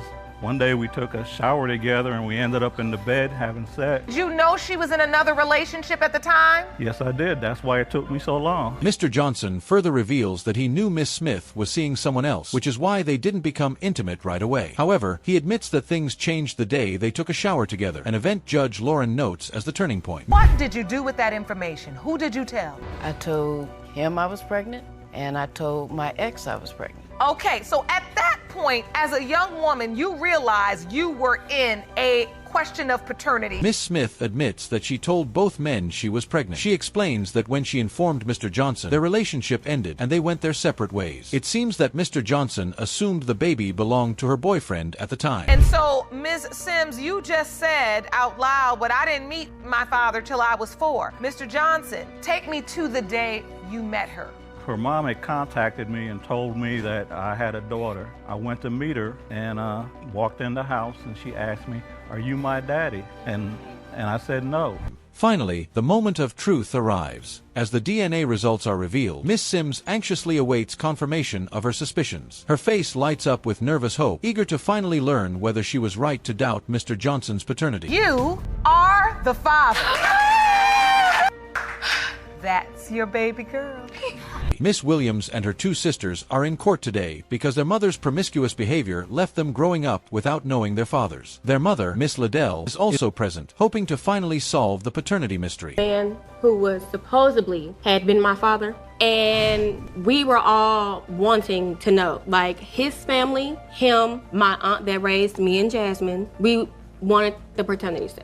This case is bound to be chaotic. The tension between the girls and their mother is undeniable. It's almost as if they dislike her as much as she seems to dislike them. The courtroom is about to uncover more layers of this fractured family dynamic. As growing up, family members would say, no, he's not your father. It was a rumor going around that. Who is that? Jane. The man who's going to appear in court today and has been tested. Yes. The situation is complicated. The girls were raised believing that a man named James was their father. However, during arguments, their mother would claim he wasn't. To make matters worse, Calls out her name. Who are you? You talking about some, so you don't know who I am. Talking about some, I don't know. You talking about some, yes you do. She talking about some, oh, Lisa, they're your daddy. How is you not gonna know this is my daddy when you look at him? family's issues run deeper than paternity. Lisa, the youngest, is convinced that James isn't her father. All three sisters still carry the emotional scars of being abandoned by their mother and left to be raised by relatives. Do you know who her father is? I don't know. I'm gonna tell you, I'm gonna be honest. Jamie, no. Lisa, no. Jasmine, no. I'm not for sure if James is their father, if he's not their father. Because I was whorish. I did me. It's easy to understand the daughter's pain. Their mother's uncertainty means none of them truly knows who their father is. This also means that Mr. James might not be the biological father of any of them. You are these young girls' biological father. Do you believe that? Deep in my heart, yeah, and I hate to say it, and it's hurting me to say it too, but no, I do not. To his credit, Mr. James has been present in their lives as much as he could. However, he was never completely certain that he was their father. The girls have felt that uncertainty their entire lives. Why did you miss my 8th grade graduation? You weren't away. Because you were out. You were able to come. Why did you miss it, Jamie? Because I was a piece of I'm not gonna keep down on myself, but I didn't care about y'all. At this point, it's not just about paternity, it's about emotional healing. The girls and their mother desperately need therapy. Even if they discover who their real fathers are, the emotional wounds they carry won't suddenly heal. The resentment runs too deep. But you have to be careful about words you use with children, with young people, because it will eat away at them, break them down, and lead them down the same road you were. Somebody broke you down. This case goes beyond DNA results. It reveals a mother who is seeking redemption but is met with unforgiving daughters. It tells the story of 3 women who grew up without a mother's love and learned to hate her for it. What I'm trying to explain to you, nothing's going to get better if the only thing you require of her is that she continue to tell you what a piece of crap she's been to you. Look, let me call it the way I see it. You see her? She lives in her agony every day. Judge Lauren wisely points out that the daughters need to show their mother some compassion. It's clear that Miss Liddell is aware of her mistakes and carries the pain of her failures every day. Today in this courtroom, by giving you these results, I truly believe that what you need in your life and what you're wanting in your life is not just going to come from finding out who your father is, but it's going to truly come when you begin to find out who your mother was. Now, it's time for the DNA results. The courtroom holds its breath, waiting to discover if Mr. James is the biological father of any of the sisters. Mr. Williams, you are her father. When it comes to Ms. Lisa Williams, Mr. Williams, you are not her father.